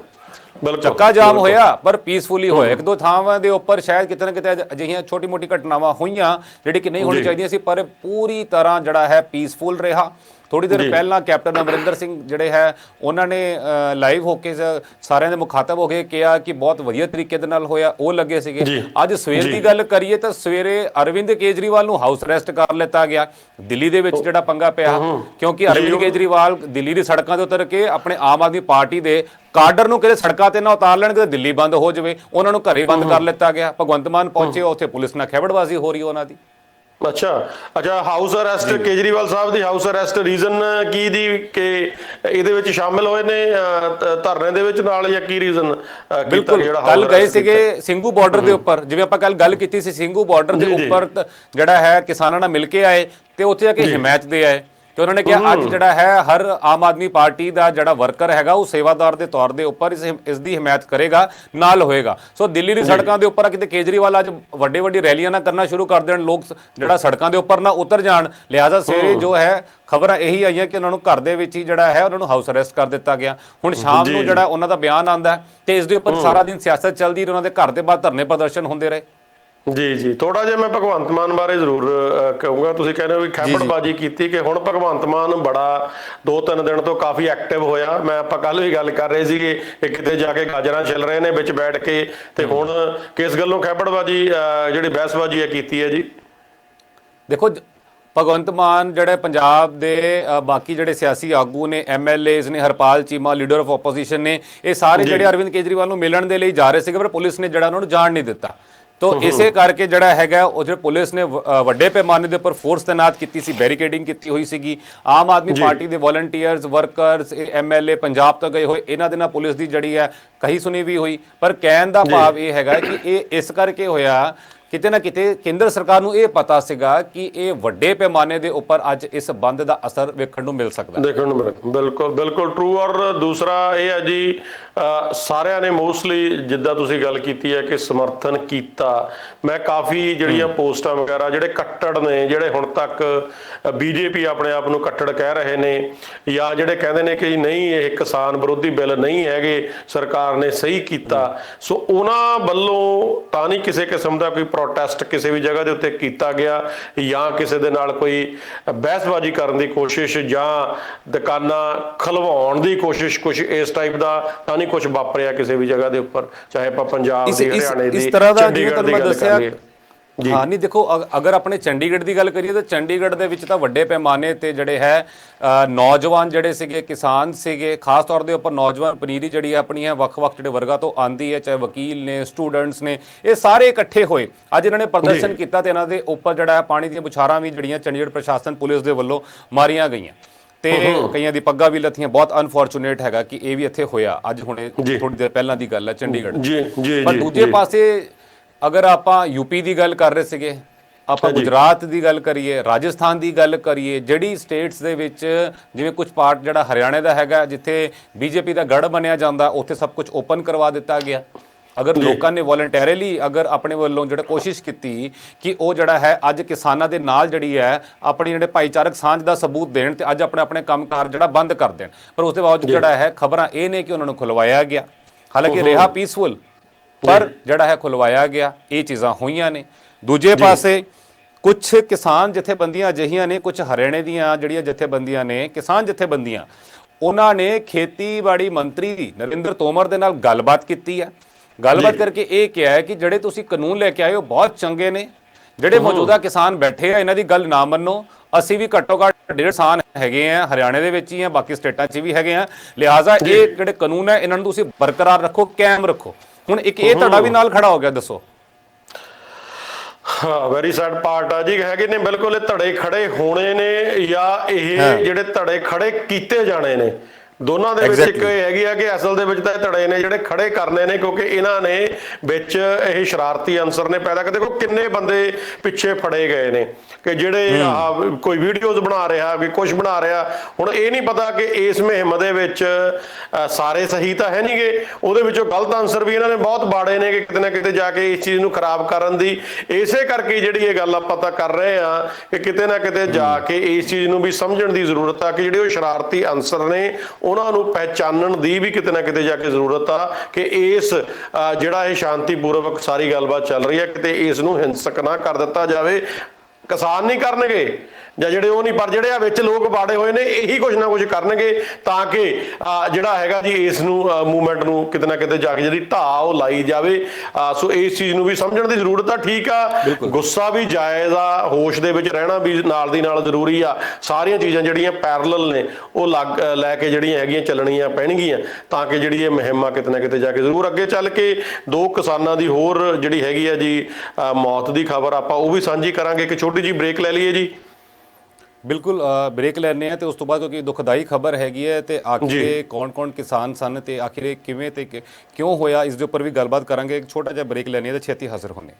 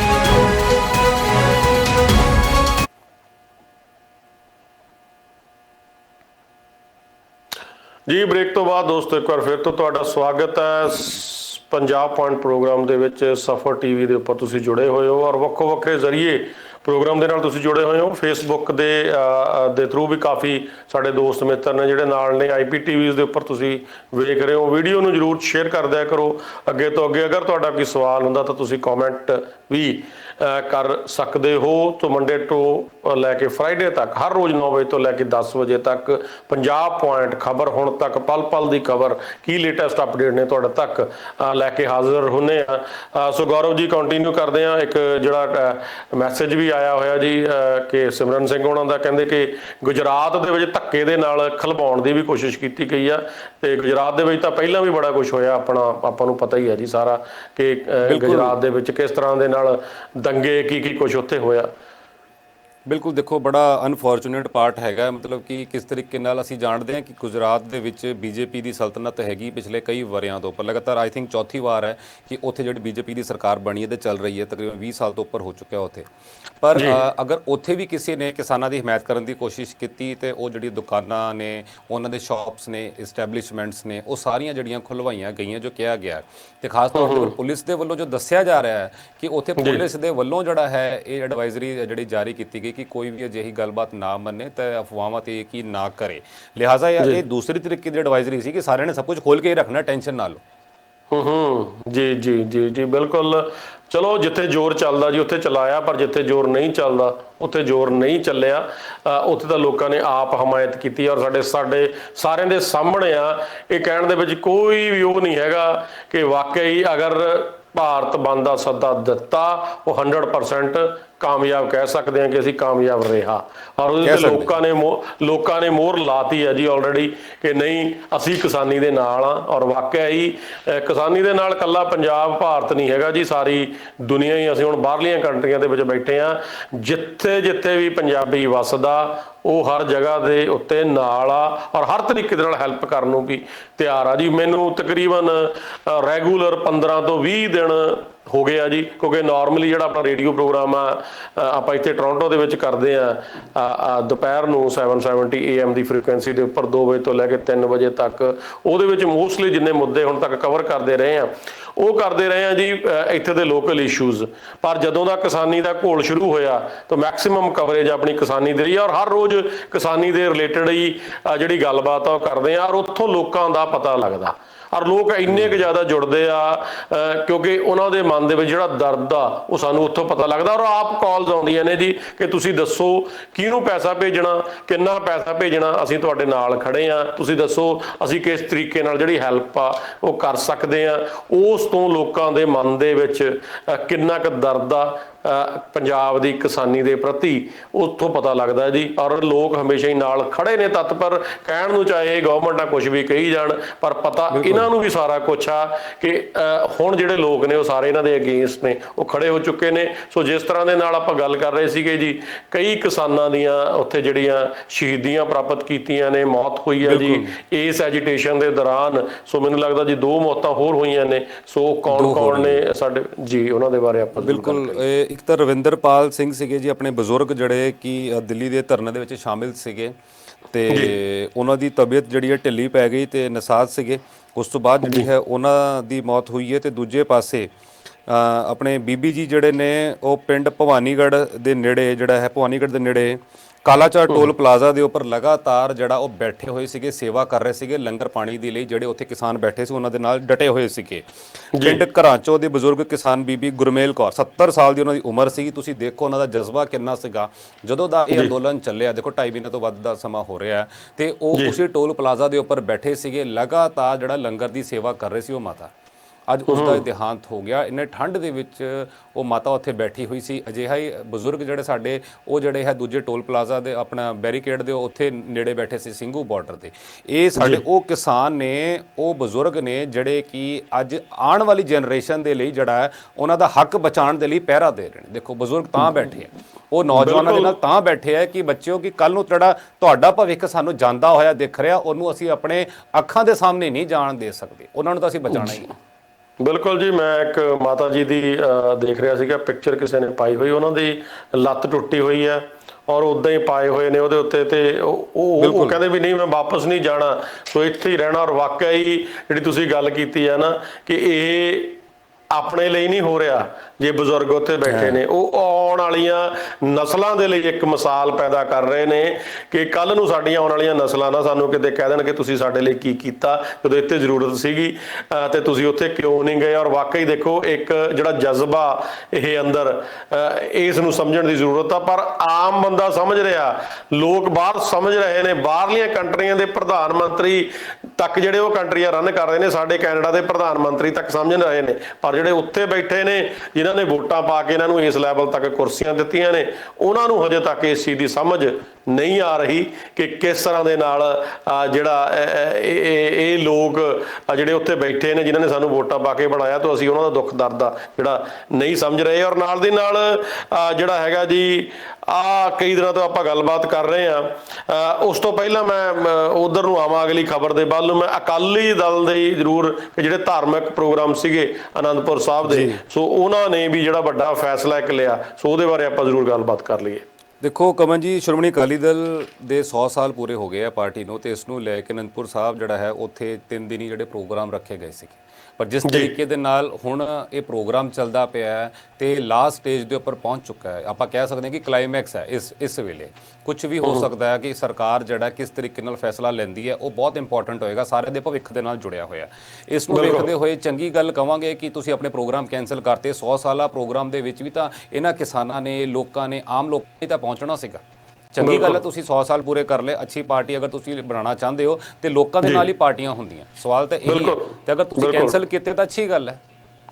ਟਰੂ ਬਿਲਕੁਲ ਕਰਨੇ ਚਾਹੀਦੇ ਵੀ ਸੀਗੇ, ਔਰ ਲਿਆ ਤਾਂ ਚੰਗਾ ਫੈਸਲਾ ਹੀ ਆ, ਕਿਉਂਕਿ ਲੋਕ ਪਤਾ ਇਹਨਾਂ ਨੂੰ ਵੈਸੇ ਵੀ ਲੋਕਾਂ ਨੇ ਹੁਣ ਉੱਥੇ ਜਾਣਾ ਨਹੀਂ ਔਰ ਮੂੰਹ ਵੀ ਨਹੀਂ ਲਾਉਣਾ ਹੈਗਾ, ਕਿਉਂਕਿ ਜੋ ਚੀਜ਼ਾਂ ਚੱਲ ਰਹੀਆਂ ਨੇ ਸਾਹਮਣੇ, ਤਾਂ ਹਜੇ ਤਾਂ ਬਾਕੀ ਧਰਨਾ ਮੂਵਮੈਂਟ ਆ ਜਿਹੜੀ ਇਹ ਖਤਮ ਹੋਣ ਦਿਓ। ਸੋ ਉਸ ਤੋਂ ਬਾਅਦ ਇਹਨਾਂ ਨੂੰ ਹੱਥਾਂ ਪੈਰਾਂ ਦੀ ਹਜੇ ਪੈਣੀ ਆ ਹੋਰ, ਕਿਉਂਕਿ ਇਹਨਾਂ ਦੇ ਅੰਦਰ ਐਂਟਰੀਆਂ ਹੋਣੀਆਂ ਪਿੰਡਾਂ ਦੇ ਵਿੱਚ ਉਹ ਬੰਦ ਹੋਣੀਆਂ ਨੇ ਆਉਣ ਵਾਲੇ ਟਾਈਮ ਦੇ ਉੱਤੇ, ਜਿਸ ਹਿਸਾਬ ਨਾਲ ਲੋਕਾਂ ਦੇ ਵਿੱਚ ਰੋਸ ਆ ਇਹਨਾਂ ਦੇ ਪ੍ਰਤੀ, ਔਰ ਇਹਨਾਂ ਨੂੰ ਸਟੇਜਾਂ ਤੇ ਚੜ੍ਹਨ ਤੋਂ ਜਿਹੜਾ ਹੈਗਾ ਰੋਕਿਆ ਜਾ ਰਿਹਾ।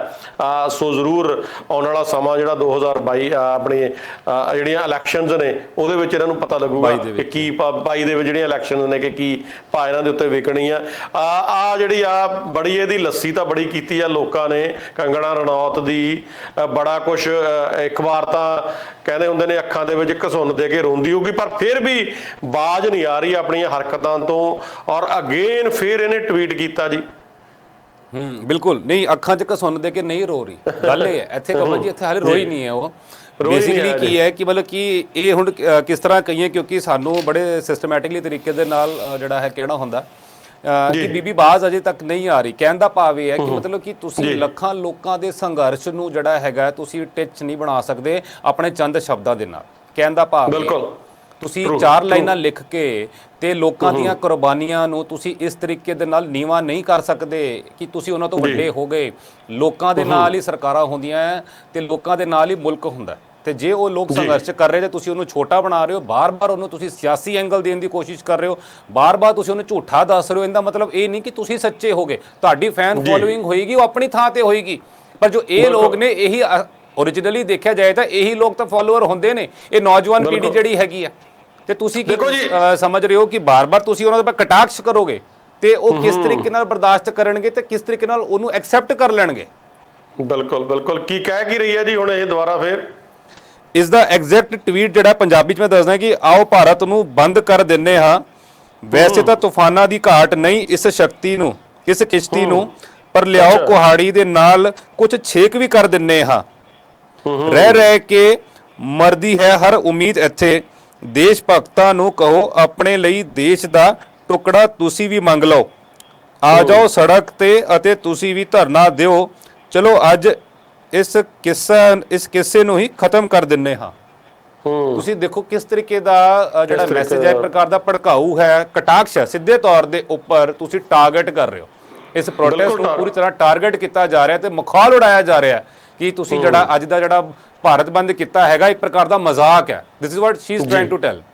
ਬਿਲਕੁਲ ਬਿਲਕੁਲ ਬਿਲਕੁਲ ਬਿਲਕੁਲ, ਪਰ ਇਹ ਕੋਈ ਗੱਲ ਨਹੀਂ ਜੀ, ਆਉਣ ਵਾਲਾ ਸਮਾਂ ਦੱਸੂਗਾ ਇਹ ਤਾਂ ਕਿ ਕਿੰਨੀ ਕੁ ਫੈਨ ਫੋਲੋਇੰਗ ਹੈਗੀ ਆ ਕਿ ਨਹੀਂ ਹੈਗੀ ਆ, ਕਿਉਂਕਿ ਇਹਨਾਂ ਲੋਕਾਂ ਦੇ ਮਨਾਂ ਦੇ ਵਿੱਚ ਵੀ ਭੁਲੇਖੇ ਹੀ ਹੁੰਦੇ ਨੇ। ਆਪਾਂ ਨੇ ਦੇਖੇ ਨੇ ਬਹੁਤ ਵੱਡੇ ਵੱਡੇ ਜਿਹੜੇ ਫਿਲਮੀ ਸਟਾਰ ਨੇ, ਜਿਹੜੇ ਐਂਡ ਨੂੰ ਉਹਨਾਂ ਦਾ ਹਸ਼ਰ ਕੀ ਹੋਇਆ। ਸੋ ਇਹ ਕੰਗਣਾ ਰਣੌਤ ਦਾ ਜਿਹੜਾ ਹਸ਼ਰ ਆ ਇਹ ਵੀ ਸਾਡੇ ਸਾਹਮਣੇ ਹੀ ਆ ਜਾਊਗਾ ਕਿ ਜਿਸ ਹਿਸਾਬ ਦੇ ਨਾਲ ਇਹ ਗੱਲਾਂ ਬਾਤਾਂ ਕਰ ਰਹੀ ਆ। ਪਰ ਗੱਲ ਤਾਂ ਇਹ ਆ ਕਿ ਜਿਹੜੇ ਇਹ ਵਿਊਜ਼ ਨੇ ਜਾਂ ਜਿਹੜੀਆਂ ਇਹ ਲਾਈਨਾਂ ਨੇ, ਇਹ ਇਹਦੀਆਂ ਆਪਦੀਆਂ ਨਹੀਂ ਹੈਗੀਆਂ, ਇਹਦੇ ਪਿੱਛੇ ਬੜਾ ਕੁਛ ਆ ਜਿਹੜੇ ਇਹਦੇ ਤੋਂ ਕਰਵਾ ਰਹੇ ਨੇ, ਹਨਾ। ਕਿਉਂਕਿ ਆਪ ਦੇ ਵਿੱਚ ਇੰਨੀ ਹਿੰਮਤ ਨਹੀਂ ਹੈਗੀ ਇਹਨਾਂ ਲੋਕਾਂ ਦੇ ਵਿੱਚ, ਕਿਉਂਕਿ ਮੈਂ ਦੇਖ ਰਿਹਾ ਸੀਗਾ ਵੀਡੀਓ ਕਿ ਫਿਰ ਹੁਣ ਜਿਹੜੀ ਸਿਕਿਉਰਿਟੀ ਮਿਲੀ ਆ ਤਾਂ ਉਹ ਕਿਹਨੇ ਦੇਤੀ ਇਹਨੂੰ, ਕਿਉਂਕਿ ਸਿਕਿਉਰਿਟੀ ਦੇ ਵਿੱਚ ਨਿਕਲਣ ਦਾ ਡਰ ਪੈ ਰਿਹਾ ਜੀ। ਐਗਜ਼ੈਕਟਲੀ ਕਮਲ ਜੀ, ਮੈਨੂੰ ਤਾਂ ਉਹ ਆਈ ਥਿੰਕ ਤੁਸੀਂ ਕੰਪਲੀਟ ਕਰ ਦੇਣਾ, ਬੜੀ ਫੇਮਸ ਉਹ ਗੀਤ ਦੀਆਂ ਲਾਈਨਾਂ ਹੈਗੀਆਂ, ਆਈ ਥਿੰਕ ਆਪਣੇ ਬਿੰਦਰਖੀਆ ਸਾਹਿਬ ਦੀਆਂ, ਤੂੰ ਨਹੀਂ ਬੋਲਦੀ ਕਾਨੇ ਤੂੰ ਨਹੀਂ ਬੋਲਦੀ, ਤੇਰੇ ਜਿੱਧਰ ਯਾਰ ਬੋਲਦਾ, ਤੇਰਾ ਯਾਰ ਬੋਲਦਾ। ਕਹਿੰਦਾ ਭਾਵ ਇਹ ਕਿ ਮਤਲਬ ਕਿ ਇਹ ਬੀਬੀ ਕੁਛ ਨਹੀਂ ਲਿਖ ਰਹੀ, ਲਿਖਵਾਇਆ ਜਾ ਰਿਹਾ, ਜਾਂ ਇਹਦੇ ਪਿੱਛੇ ਉਹ ਫੋਰਸਿਸ ਨੇ, ਜਾਂ ਇਹ ਉਹਨਾਂ ਦੇ ਉਕਸਾਵੇ ਜਾਂ ਬਹਿਕਾਵੇ ਦੇ ਵਿੱਚ ਆ ਕੇ ਇਹ ਚੀਜ਼ਾਂ ਸ਼ਾਇਦ ਕਰ ਰਹੀ ਹੈ। ਤੇ ਹਾਲੇ ਇਸ ਨੂੰ ਖੁਦ ਨੂੰ ਸਮਝ ਨਹੀਂ ਹੈ ਕਿ ਮੈਂ ਕਿਉਂ ਇੱਕ ਆਮ ਲੋਕਾਂ ਦੇ, ਉਸ ਮਿਹਨਤਕਸ਼ ਲੋਕਾਂ ਦੇ ਸੰਘਰਸ਼ ਨੂੰ ਤਾਰਪੀੜੋ ਕਰੀ ਜਾਂਦੀ ਹੈ, ਟਾਰਗੇਟ ਕਰੀ ਜਾ ਰਹੀ ਹੈ। ਜੀ ਜੀ ਬਿਲਕੁਲ। ਔਰ ਇਹ ਲੋਕ ਜਿਹੜੇ ਇਹਨਾਂ ਤੋਂ ਇਹ ਕੁਝ ਕਰਵਾਉਂਦੇ ਨੇ, ਇਹਨਾਂ ਨੇ ਵੀ ਇਹਨਾਂ ਨੂੰ ਯੂਜ਼ ਹੀ ਕਰਨਾ, ਇਹਨਾਂ ਨੂੰ ਇਹ ਚੀਜ਼ਾਂ ਦੀ ਸਮਝ ਨਹੀਂ ਆ ਰਹੀ ਕਿ ਅੱਜ ਇਹਨਾਂ ਨੇ ਸਾਨੂੰ ਯੂਜ਼ ਕਰ ਲਿਆ ਤੇ ਉਸ ਤੋਂ ਬਾਅਦ ਜਦੋਂ ਇਹਨਾਂ ਨੇ ਹੱਥ ਛੱਡਣਾ ਤਾਂ ਫਿਰ ਸਾਂਭਣੇ ਵਾਲਾ ਕੋਈ ਵੀ ਨਹੀਂ ਹੋਣਾ, ਆਮ ਪਬਲਿਕ ਹੀ ਆ। ਦੇਖੋ, ਮੈਂ ਨਾਲ ਥੋੜਾ ਜਿਹਾ ਗੁਰਦਾਸ ਮਾਨ ਦੀ ਜਿਹੜੀ ਗੱਲਬਾਤ ਆ ਉਹਨੂੰ ਐਡ ਕਰੂੰਗਾ। ਤੁਸੀਂ ਦੇਖ ਲਓ ਵੀ ਕਿੰਨਾ ਚਿਰ ਗੁਰਦਾਸ ਮਾਨ ਨੇ ਪੰਜਾਬੀ ਇਹਦੇ ਤੇ ਰਾਜ ਕੀਤਾ, ਪੰਜਾਬੀ ਜ਼ੁਬਾਨ ਦੇ ਉੱਤੇ ਆਪਾਂ ਕਹਿ ਸਕਦੇ ਪੰਜਾਬੀਆਂ ਦੇ ਦਿਲਾਂ ਦੇ ਵਿੱਚ। ਔਰ ਇੱਕ ਗੱਲ ਦੇਖ ਲਓ ਕਹੀ ਹੋਈ ਕਿਸ ਲੈਵਲ ਤੱਕ ਲੈ ਗਈ ਕਿ ਜਿਹੜਾ ਗੁਰਦਾਸ ਮਾਨ ਲੱਖਾਂ ਰੁਪਈਆ ਸਟੇਜ ਤੇ ਚੜਨ ਦਾ ਲੈਂਦਾ ਸੀਗਾ, ਉਹ ਸਟੇਜ ਦੇ ਉੱਤੇ ਚੜਨ ਨੂੰ ਤਰਸ ਗਿਆ। ਲੋਕਾਂ ਨੇ ਕਿਹਾ, ਉਹ ਕਹਿੰਦਾ ਸੀਗਾ ਮੈਂ ਚੜਨਾ, ਔਰ ਲੋਕ ਕਹਿੰਦੇ ਸੀ ਕਿ ਨਹੀਂ ਅਸੀਂ ਤੈਨੂੰ ਸਟੇਜ ਦੇ ਉੱਤੇ ਚੜਨ ਨਹੀਂ ਦੇਣਾ।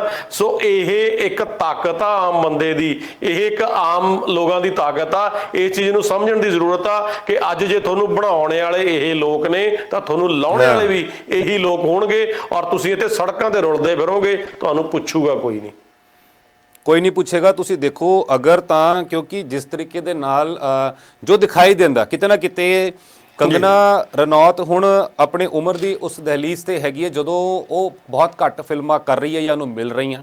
ਇੰਡਸਟਰੀ ਦੇ ਵਿੱਚ ਵੀ ਆਪਣੇ ਇੱਕ ਅਲੱਗ ਧੜੇ ਦੇ ਨਾਲ, ਆਪਣੇ ਅਲੱਗ ਤਰੀਕੇ ਦੇ ਨਾਲ ਚੱਲ ਰਹੀ ਹੈ। ਆਉਣ ਵਾਲੇ ਸਮੇਂ ਦੇ ਵਿੱਚ ਲੱਗਦਾ ਇੰਜ ਹੈ ਕਿ ਸ਼ਾਇਦ ਆਪਣੀ ਸਿਆਸੀ ਪਾਰੀ ਨੂੰ ਵੇਖਦਿਆਂ ਹੋਇਆਂ ਸ਼ਾਇਦ ਜਿਹੜਾ ਹੈ ਅਜਿਹੀ ਬਿਆਨਬਾਜ਼ੀ ਹੋ ਰਹੀ ਹੈ, ਇਹ ਸਾਫ਼ ਦਿਖਾਈ ਦੇ ਰਿਹਾ। ਪਰ ਇਸ ਦਾ ਮਤਲਬ ਇਹ ਨਹੀਂ ਹੈ, ਜਿਵੇਂ ਦਿਲਜੀਤ ਨੇ ਕਿਹਾ, ਬਾਕੀਆਂ ਨੇ ਬੋਲਿਆ ਕਿ ਜਦ ਤੱਕ ਤੁਸੀਂ ਚੀਜ਼ ਦੇ ਬਾਰੇ ਚੰਗੀ ਤਰ੍ਹਾਂ ਜਾਣ ਨਾ ਲਓ, ਉਹਨੂੰ ਪੂਰੀ ਤਰ੍ਹਾਂ ਪਹਿਚਾਣ ਨਾ ਲਓ, ਤੁਸੀਂ ਬਿਆਨਬਾਜ਼ੀ ਨਾ ਕਰੋ ਤਾਂ ਚੰਗਾ ਹੈ।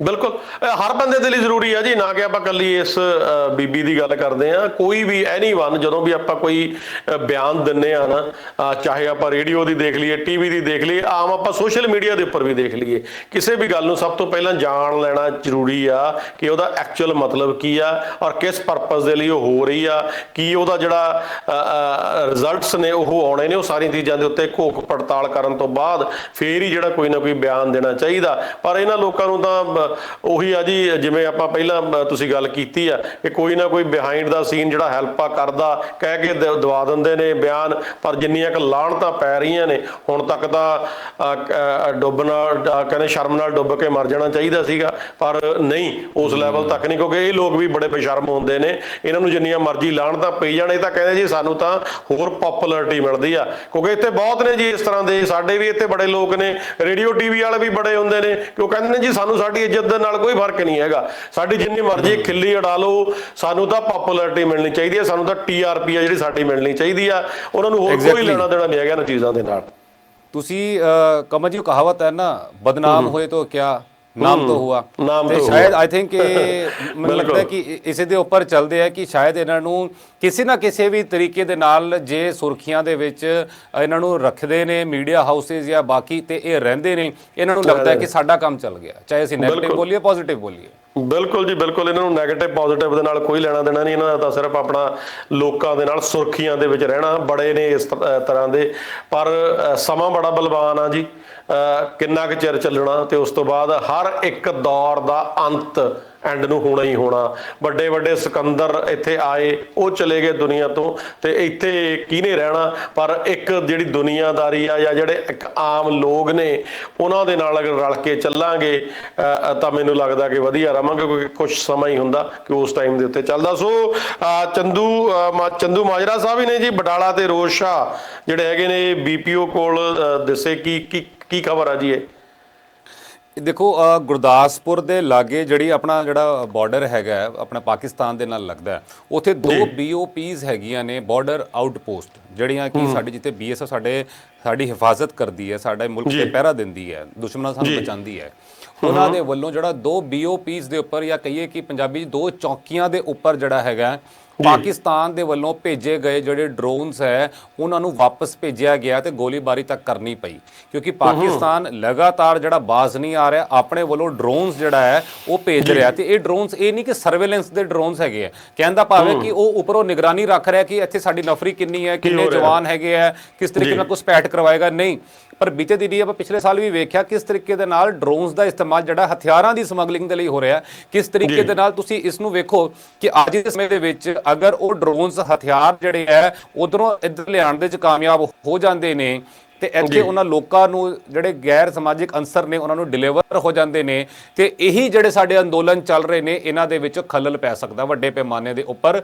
ਪਰ ਅਜਿਹੀਆਂ ਸਾਜ਼ਿਸ਼ਾਂ ਜਿਹੜੀਆਂ ਨਾਕਾਮ ਹੋਈਆਂ ਨੇ, ਪਰ ਬਾਰ-ਬਾਰ ਜਿਹੜੇ ਡਰੋਨ ਹੈ ਪਾਕਿਸਤਾਨ ਦੇ ਵੱਲੋਂ ਭੇਜੇ ਜਾ ਰਹੇ ਤੇ ਇੰਟੈਲੀਜੈਂਸ ਦੀਆਂ ਇਨਪੁਟ ਇਹੀ ਨੇ ਕਿ ਇਹਨਾਂ ਦੇ ਜ਼ਰੀਏ ਜਿਹੜੇ ਹਥਿਆਰ ਭੇਜਣ ਦੀ ਪੂਰੀ ਕੋਸ਼ਿਸ਼ ਜਿਹੜਾ ਪਾਕਿਸਤਾਨ ਕਰ ਰਿਹਾ ਹੈ। ਜੀ ਓਕੇ। ਇਹ ਵੈਸੇ ਜਿਹੜੀ ਡਰੋਨਸ ਵਾਲੀ ਗੱਲਬਾਤ ਹੈ ਪਹਿਲਾਂ ਵੀ ਕਈ ਵਾਰ ਹੋਈ ਆ, ਤੇ ਇਹਦਾ ਮਤਲਬ ਉਹਨੂੰ ਫਿਰ ਕੀ ਇਹ ਕਾਫੀ ਵੱਡੀ ਉਹਦੇ ਵਿੱਚ ਹੁੰਦੇ ਨੇ ਕਿ ਜਿਸ ਹਿਸਾਬ ਨਾਲ ਹਥਿਆਰਾਂ ਦੀ ਗੱਲ ਆਪਾਂ ਕਰਦੇ ਆ ਕਿ ਕਿੱਡੀ ਕੁ ਵੱਡੀ ਇਹਨਾਂ ਦੀ ਕੈਪੈਸਿਟੀ ਹੁੰਦੀ ਆ ਕੁਝ ਕਿ ਕੀ ਹੈਗੀ, ਕਿਉਂਕਿ ਪਹਿਲਾਂ ਵੀ ਕਈ ਵਾਰ ਇਹਨਾਂ ਦੀ ਜਿਹੜੀ ਨਿਊਜ਼ ਆ ਕਈ ਵਾਰ ਸਾਹਮਣੇ ਆਈ ਆ, ਪਰ ਉਸ ਤੋਂ ਬਾਅਦ ਫਿਰ ਇੱਕ ਵਾਰ ਚੁੱਪਚਾਪ ਹੋਈ, ਹੁਣ ਦੁਬਾਰਾ ਤੋਂ ਫਿਰ ਜਿਹੜੀ ਡਰੋਨਸ ਦੀ ਗੱਲਬਾਤ ਆ ਉਹ ਕਿਤੇ ਨਾ ਕਿਤੇ ਕੀਤੀ ਜਾ ਰਹੀ ਹੈ। ਕਮਲ ਜੀ ਪਿਛਲੇ ਸਾਲ ਬਹੁਤ ਵੱਡੇ ਪੈਮਾਨੇ ਦੇ ਉੱਪਰ ਜਿਹੜਾ ਇਹਨਾਂ ਦੇ ਵੱਲੋਂ ਕੋਸ਼ਿਸ਼ ਕੀਤੀ ਗਈ, ਜਦੋਂ ਲਾਂਘਾ ਖੁੱਲ੍ਹਣਾ ਸੀ ਤੁਹਾਨੂੰ ਯਾਦ ਹੋਏਗਾ ਉਸ ਵੇਲੇ ਅਜਿਹੀਆਂ ਬਹੁਤ ਖਬਰਾਂ ਆਈਆਂ ਸੀਗੀਆਂ ਕਿ ਕਿਸ ਤਰੀਕੇ ਦੇ ਨਾਲ ਜਿਹੜਾ ਹੈ ਪਾਕਿਸਤਾਨ ਲਗਾਤਾਰ ਕੋਸ਼ਿਸ਼ ਕਰ ਰਿਹਾ ਕਿ ਇੱਥੇ ਅਨਰੈਸਟ ਜਿਹੜੀ ਹੈ ਕ੍ਰੀਏਟ ਕੀਤੀ ਜਾ ਸਕੇ। ਤੇ ਵੱਡੇ ਪੈਮਾਨੇ ਤੇ ਨਾ ਸਿਰਫ ਫਾਜ਼ਿਲਕਾ, ਫਿਰੋਜ਼ਪੁਰ, ਤਰਨਤਾਰਨ, ਅੰਮ੍ਰਿਤਸਰ, ਗੁਰਦਾਸਪੁਰ, ਪਠਾਨਕੋਟ ਜਿਹੜੀ ਸਾਡੀ ਬਾਰਡਰ ਬੈਲਟ ਹੈਗੀ ਹੈ, ਹਰ ਪਾਸੋਂ ਜਿਹੜੀ ਕੋਸ਼ਿਸ਼ ਕੀਤੀ ਗਈ, ਪਰ ਉਹਦੇ ਵਿੱਚ ਕਈ ਜਗ੍ਹਾ ਤੇ ਕਾਮਯਾਬ ਵੀ ਹੋ ਗਿਆ ਪਾਕਿਸਤਾਨ, ਅਤੇ ਉਹ ਡਰੋਨ ਜਿਹੜੇ ਹੈ ਇੱਥੋਂ ਬਰਾਮਦ ਵੀ ਹੋਏ। ਸਾਡੇ ਪਾਸਿਓਂ ਤਰਨਤਾਰਨ ਵਾਲੇ ਪਾਸਿਓਂ ਕੁਝ ਗੋਡਾਊਨਸ ਦੇ ਵਿੱਚ ਜਿਹੜੇ ਆ ਉਹ ਡਰੋਨਸ ਜਿਹੜੇ ਸੀਗੇ ਉਹਨਾਂ ਨੂੰ ਜਲਾ ਦਿੱਤਾ ਗਿਆ ਸੀਗਾ ਤੇ ਉਹ ਰਿਕਵਰ ਵੀ ਹੋਏ। ਪੰਜਾਬ ਪੁਲਿਸ ਨੇ ਪਕੜੇ ਉਹ ਵਾਲੇ ਡਰੋਨਸ। ਉਹ ਡਰੋਨਸ ਜਿਹੜੇ ਨੇ ਚਾਈਨੀਜ਼ ਡਰੋਨਸ ਨੇ, ਵੱਡੇ ਕੈਪੈਸਿਟੀ ਦੇ ਹੈਵੀ ਡਰੋਨਸ ਹੁੰਦੇ ਆ ਜਿਨ੍ਹਾਂ ਦੇ ਨਾਲ ਜਿਹੜਾ AK-47, 57 ਤੇ ਹੋਰ ਹਥਿਆਰ ਗੋਲਾ ਬਾਰੂਦ ਜਿਹੜਾ ਹੈ ਉਹਨਾਂ ਨੂੰ ਲਿਫਟ ਕਰਕੇ 에ਅਰਲਿਫਟ ਕਰਕੇ ਬਾਰਡਰ ਕ੍ਰਾਸ ਕਰਵਾਇਆ ਜਾ ਸਕਦਾ। ਤੇ ਇਸੇ ਫਰਾਕ ਦੇ ਵਿੱਚ ਜਿਹੜਾ ਇੰਟੈਲੀਜੈਂਸ ਏਜੰਸੀਜ਼ ਜਿਹੜੀਆਂ ਨੇ ਉਹ ਲਗਾਤਾਰ ਸਤਰਕ ਨੇ ਕਿ ਅਜਿਹਾ ਨਾ ਹੋਵੇ ਕਿ ਉਧਰੋਂ ਹਥਿਆਰ ਇੱਧਰ ਆਣ। ਇੱਥੇ ਲੱਖਾਂ ਲੋਕ ਪਹਿਲੇ ਬੈਠੇ ਹੋਏ ਨੇ, ਅਗਰ ਕੁਝ ਮਾੜਾ ਹੁੰਦਾ ਤੇ ਬਹੁਤ ਵੱਡੀ ਤਬਾਹੀ ਹੋ ਸਕਦੀ ਹੈ। ਬਿਲਕੁਲ ਬਿਲਕੁਲ ਜੀ, ਇਹਦੇ ਬਾਰੇ ਸਤਰਕ ਰਹਿਣ ਦੀ ਵਾਕਈ ਹੀ ਜ਼ਰੂਰਤ ਆ। ਨਵੀਆਂ ਟੈਕਨੋਲੋਜੀਜ਼ ਨੇ ਜਿਹੜੀ ਉਹਨਾਂ ਦੇ ਦੁਆਰਾ ਸਾਰਾ ਕੁਝ ਇਹ ਜਿਹੜਾ ਕੀਤਾ ਜਾ ਸਕਦਾ। ਔਰ ਨਾਲ ਦੀ ਨਾਲ ਹੁਣ ਥੋੜੀ ਜਿਹੀ ਗੱਲਬਾਤ, ਕਿਉਂਕਿ ਕਾਫੀ ਦਿਨ ਹੋ ਗਏ ਆ ਜੀ, ਆਪਾਂ ਕਰੋਨਾ ਦੇ ਬਾਰੇ ਅਪਡੇਟ, ਕਿਉਂਕਿ ਮੇਰੀ ਨਾ ਜਿੰਨੀ ਕੁ ਗੱਲ ਹੋਈ ਔਰ ਲੋਕ ਟੋਟਲੀ ਲਾਈਟਲੀ ਉਹ ਲੈਣ ਲੱਗ ਗਏ। ਮੇਰੀ ਪੰਜਾਬ ਦੇ ਵਿੱਚ 1-2 ਜਣਾਂ ਨਾਲ ਗੱਲ ਹੋਈ, ਸੋ ਮੈਂ ਉਹਨਾਂ ਨੂੰ ਕਿਹਾ, ਮੈਂ ਕਿਹਾ ਬਈ ਕਰੋਨਾ ਦਾ ਕਿਸ ਤਰ੍ਹਾਂ ਦੇ ਨਾਲ ਗੱਲਬਾਤ ਚੱਲ ਰਹੀ ਆ, ਕੀ ਹੈਗਾ? ਕਹਿੰਦੇ ਜੀ ਕੁਛ ਨਹੀਂ, ਰਿਊਮਰਸ ਹੀ ਨੇ, ਕੁਛ ਨਹੀਂ ਹੈਗਾ। ਸੋ ਕੀ ਇਹ ਗਰਾਊਂਡ ਰਿਐਲਿਟੀ ਆ? ਸੋ ਰਾਈਟ ਨਾਓ ਕਿਸ ਤਰ੍ਹਾਂ ਦੀ ਪੋਜੀਸ਼ਨ ਆ? ਔਰ ਮੈਨੂੰ ਲੱਗਦਾ ਕਿ ਨਿਊਜ਼ ਵੀ ਆਪਾਂ ਬਹੁਤ ਘੱਟ ਸੁਣਦੇ ਆ ਕਿ ਕੀ ਅਪਡੇਟ ਆ ਰਾਈਟ ਨਾਓ, ਕਿਸ ਤਰ੍ਹਾਂ ਦੇ ਨਾਲ ਚੱਲ ਰਿਹਾ, ਉਹਦੇ ਬਾਰੇ ਜ਼ਰੂਰ ਅਪਡੇਟ ਕਰਿਓ ਕਿ ਕੋਈ ਇਹਦੀ ਨਿਊਜ਼ ਆ ਰਹੀ ਆ ਜਾਂ ਨਹੀਂ ਆ ਰਹੀ ਆ, ਕੋਈ ਟੈਸਟ ਵਗੈਰਾ ਹੋ ਰਹੇ ਨੇ ਜਾਂ ਨਹੀਂ ਹੋ ਰਹੇ ਹੈਗੇ। 2-3 ਚੀਜ਼ਾਂ ਨੇ ਕਮਲ ਜੀ। ਦੇਖੋ, ਇੱਕ ਤਾਂ ਸਾਡਾ ਸਾਰਾ ਜਿਹੜਾ ਫੋਕਸ ਹੈ ਸਾਡੇ ਕਿਸਾਨ ਅੰਦੋਲਨ ਦੇ ਵੱਲ ਹੈਗਾ, ਪਹਿਲੀ ਗੱਲ। ਦੂਜੀ ਗੱਲ ਜਿਹੜਾ ਹੈ ਕੇਸ ਨੰਬਰ ਆਫ ਕੇਸਿਸ ਜਿਹੜੇ ਨੇ ਉਹ ਜ਼ਰੂਰ ਵੱਧ ਰਹੇ ਨੇ, ਟੈਸਟ ਵੀ ਨਾਲ ਦੇ ਨਾਲ ਹੋ ਰਹੇ ਨੇ, ਟੈਸਟ ਵੀ ਹੋ ਰਹੇ ਆ, ਕੇਸਿਸ ਵੀ ਵੱਧ ਰਹੇ ਨੇ। ਪਰ ਲੋਕਾਂ ਨੇ ਜਿਵੇਂ ਤੁਸੀਂ ਕਿਹਾ ਐਗਜ਼ੈਕਟਲੀ ਅਜਿਹਾ ਹੀ ਹੈ, ਬੜਾ ਲਾਈਟਲੀ ਲੈਣਾ ਸ਼ੁਰੂ ਕਰਤਾ। ਲੋਕ ਤਕਰੀਬਨ ਭੁੱਲ ਗਏ ਨੇ। ਉਸੇ ਤਰੀਕੇ ਦੇ ਨਾਲ ਲੋਕ ਹੁਣ ਹੈਂਡਸ਼ੇਕ ਕਰ ਰਹੇ ਆ, ਜੱਫੀਆਂ ਪਾ ਕੇ ਮਿਲ ਰਹੇ ਆ। ਉਹ social distancing, mask, sanitiser, hand wash ਕਰਨਾ, ਇਹ ਚੀਜ਼ਾਂ ਤਕਰੀਬਨ ਭੁੱਲੇ ਹੋਏ ਨੇ। ਬਹੁਤ ਘੱਟ ਲੋਕ ਨੇ ਜਿਹੜਾ ਇਹਨਾਂ ਪ੍ਰੋਟੋਕਾਲਸ ਨੂੰ ਫੋਲੋ ਕਰਦੇ ਆ। ਤੇ ਇਹ ਹੁਣ ਇੱਥੇ ਨਹੀਂ ਕਿ ਸਾਡੇ ਪੰਜਾਬ ਦੀ ਮੈਂ ਗੱਲ ਕਰ ਰਿਹਾ, ਇਹ ਹਰਿਆਣੇ 'ਚ ਵੀ ਉਸੇ ਤਰ੍ਹਾਂ ਦਿਖਦਾ, ਇਹ ਬਾਕੀ ਸਟੇਟਸ ਵੀ ਉਸੇ ਤਰ੍ਹਾਂ ਦਿਖ ਰਿਹਾ। ਕਿਤੇ ਨਾ ਕਿਤੇ ਜਿਹੜੇ ਦਿੱਲੀ, ਮੁੰਬਈ, ਇਹ ਮੈਟਰੋ ਸਿਟੀਜ਼ ਨੇ, ਉੱਥੇ ਜ਼ਰੂਰ ਥੋੜੀ ਸਖਤੀ ਹੈਗੀ ਤੇ ਉੱਥੇ ਇਹਨਾਂ ਦੀ ਗਿਣਤੀ ਵੀ ਜ਼ਿਆਦਾ ਹੈਗੀ ਤੇ ਉੱਥੇ ਲੋਕ ਫੋਲੋ ਕਰ ਰਹੇ ਨੇ। ਪਰ ਸਾਡੇ ਪਾਸੇ ਕਿਹਾ ਜਾਂਦਾ, ਆਮ ਲੋਕ ਇਹੀ ਕਹਿ ਦਿੰਦੇ ਆ ਕਿ ਸਾਡੀ ਤਾਂ ਖੁਰਾਕਾਂ ਹੀ ਬਹੁਤ ਵਧੀਆ, ਅਸੀਂ ਤਾਂ ਖਾਣੇ ਬਹੁਤ ਵਧੀਆ ਤੇ ਸਾਡੀ ਤਾਂ ਇਮਿਊਨਿਟੀ ਬੜੀ ਸਟਰੋਂਗ ਆ, ਸਾਨੂੰ ਕੁਝ ਨਹੀਂ ਹੋਣ ਲੱਗਾ। ਪਤਾ ਨਹੀਂ ਕਿੰਨਾ ਕੁ ਅਸੀਂ ਘਿਓ ਖਾ ਲੈਂਦੇ ਆ ਤੇ ਸਾਰਾ ਕੁਝ ਸੈੱਟ ਹੋ ਜਾਂਦਾ। ਬਿਲਕੁਲ ਸਹੀ। ਔਰ ਜਿਸ ਤਰ੍ਹਾਂ ਨਾਲ ਦੇਖੋ, ਆਪਾਂ ਪੰਜਾਬ ਦੀ ਵੀ ਪਿਛਲੇ ਦਿਨਾਂ 'ਚ ਗੱਲ ਕੀਤੀ, ਆਪਾਂ ਦਿੱਲੀ ਦੀ ਵੀ ਗੱਲ ਕੀਤੀ। ਪੰਜਾਬ ਦੇ ਵਿੱਚ ਆਈ ਥਿੰਕ 1000 ਰੁਪਈਆ, ਮੈਨੂੰ ਲੱਗਦਾ if I am not wrong, ਕਿ ਇਹਨਾਂ ਨੇ ਜੁਰਮਾਨਾ ਸੀ ਜਿਹੜਾ ਕੀਤਾ ਸੀਗਾ। ਔਰ ਦਿੱਲੀ ਦੇ ਵਿੱਚ 2000 ਰੁਪਈਏ ਦਾ ਜਿਹੜਾ ਜੁਰਮਾਨਾ ਕੀਤਾ ਸੀ ਅਗਰ ਤੁਸੀਂ ਮਾਸਕ ਨਹੀਂ ਲਾਉਂਦੇ। ਕੀ ਹੁਣ ਫੋਲੋ ਕਰ ਰਿਹਾ ਕੋਈ ਕਿ ਨਹੀਂ ਉਸ ਜਿਹੜਾ ਇਹ ਮਾਸਕ ਲਾਉਣ ਦਾ ਜਿਹੜਾ ਜੁਰਮਾਨੇ ਨੇ, ਜਾਂ ਕੀ ਹੈ? 20 ਤੋਂ 25% ਲੋਕ ਹੀ ਅਜਿਹੇ ਦਿਖਦੇ ਨੇ ਸੜਕਾਂ ਦੇ ਉੱਪਰ ਜਿਨ੍ਹਾਂ ਨੇ ਮਾਸਕ ਪਾਏ ਹੁੰਦੇ ਆ। ਅੱਧਿਆਂ ਨੇ ਤਾਂ ਰੁਮਾਲ ਲਪੇਟ ਲਿੱਤੇ ਜਾਂਦੇ ਨੇ ਫਾਰਮੈਲਿਟੀ ਕਰਨ ਦੇ ਲਈ, ਪਰ ਕੋਈ ਅਜਿਹੀ ਚੈਕਿੰਗ ਨਹੀਂ ਹੈ ਕਿ ਉਹਨਾਂ ਨੂੰ ਰੋਕਿਆ ਜਾ ਰਿਹਾ। ਅਜਿਹਾ ਕਿਤੇ ਨਹੀਂ ਦਿਖਾਈ ਦੇ ਰਿਹਾ ਕਿ ਤੁਸੀਂ ਜਿੰਨੀ ਵੀ ਜਨਤਾ ਦੇਖ ਰਹੇ ਹੋ, ਚਾਹੇ ਟ੍ਰੈਫਿਕ ਲਾਈਟ ਦੇ ਉੱਪਰ ਦੇਖ ਰਹੇ ਹੋ, ਤੁਸੀਂ ਮਾਰਕੀਟਸ ਵਿੱਚ ਦੇਖ ਰਹੇ ਹੋ, ਮੰਦਰਾਂ ਗੁਰਦੁਆਰਿਆਂ 'ਚ, ਪਾਰਟੀਜ਼ ਵਿੱਚ ਕਿਤੇ ਦੇਖ ਰਹੇ ਹੋ, ਤੇ ਲੋਕ ਉਹਨਾਂ ਨੂੰ ਫੋਲੋ ਕਰ ਰਹੇ ਆ। ਪਹਿਲੇ ਵਾਂਗ ਉਦਾਂ ਹੀ ਚੱਲ ਰਿਹਾ, ਬੈਂਕੁਏਟ ਹਾਲਸ ਦੇ ਵਿੱਚ ਉਸੇ ਤਰ੍ਹਾਂ ਫੰਕਸ਼ਨ ਹੋ ਰਿਹਾ, ਸੇਮ ਪਹਿਲੇ ਵਾਂਗ ਹੋ ਚੁੱਕਾ। ਜਿਹੜਾ ਪ੍ਰੋਟੋਕੋਲ ਨੂੰ ਲੈ ਕੇ ਲੋਕ ਸੰਜੀਦਾ ਨੇ, ਕਿੰਨੇ ਜ਼ਿਆਦਾ ਸੀਰੀਅਸ ਨੇ, ਉਹ ਨਹੀਂ ਦਿਖਾਈ ਦੇ ਰਿਹਾ। ਉਹ ਨਹੀਂ ਦਿਖਾਈ ਦੇ ਰਹੇ। ਔਰ ਨਾਲ ਦੀ ਨਾਲ ਚਲੋ ਇੱਕ ਜਿਹੜੀ ਆ ਹੈਗੀ ਆ ਜੀ ਪੋਜ਼ਿਟਿਵ ਗੱਲ ਵੀ ਆ ਕਿ ਕਿਤੇ ਨਾ ਕਿਤੇ ਜਾ ਕੇ ਖੁਸ਼ਖਬਰੀ ਵੀ ਹੈ ਜੀ, ਜਿਹੜੀਆਂ ਖੁਸ਼ਖਬਰੀਆਂ ਹੈਗੀਆਂ ਨੇ ਕਿ ਜਿਹੜੀਆਂ ਮੈਡੀਸਿਨਸ ਨੇ, ਵੈਕਸੀਨਸ ਨੇ, ਜਿਹੜੀਆਂ ਆਲਰੇਡੀ ਹੋ ਚੁੱਕੀਆਂ ਨੇ।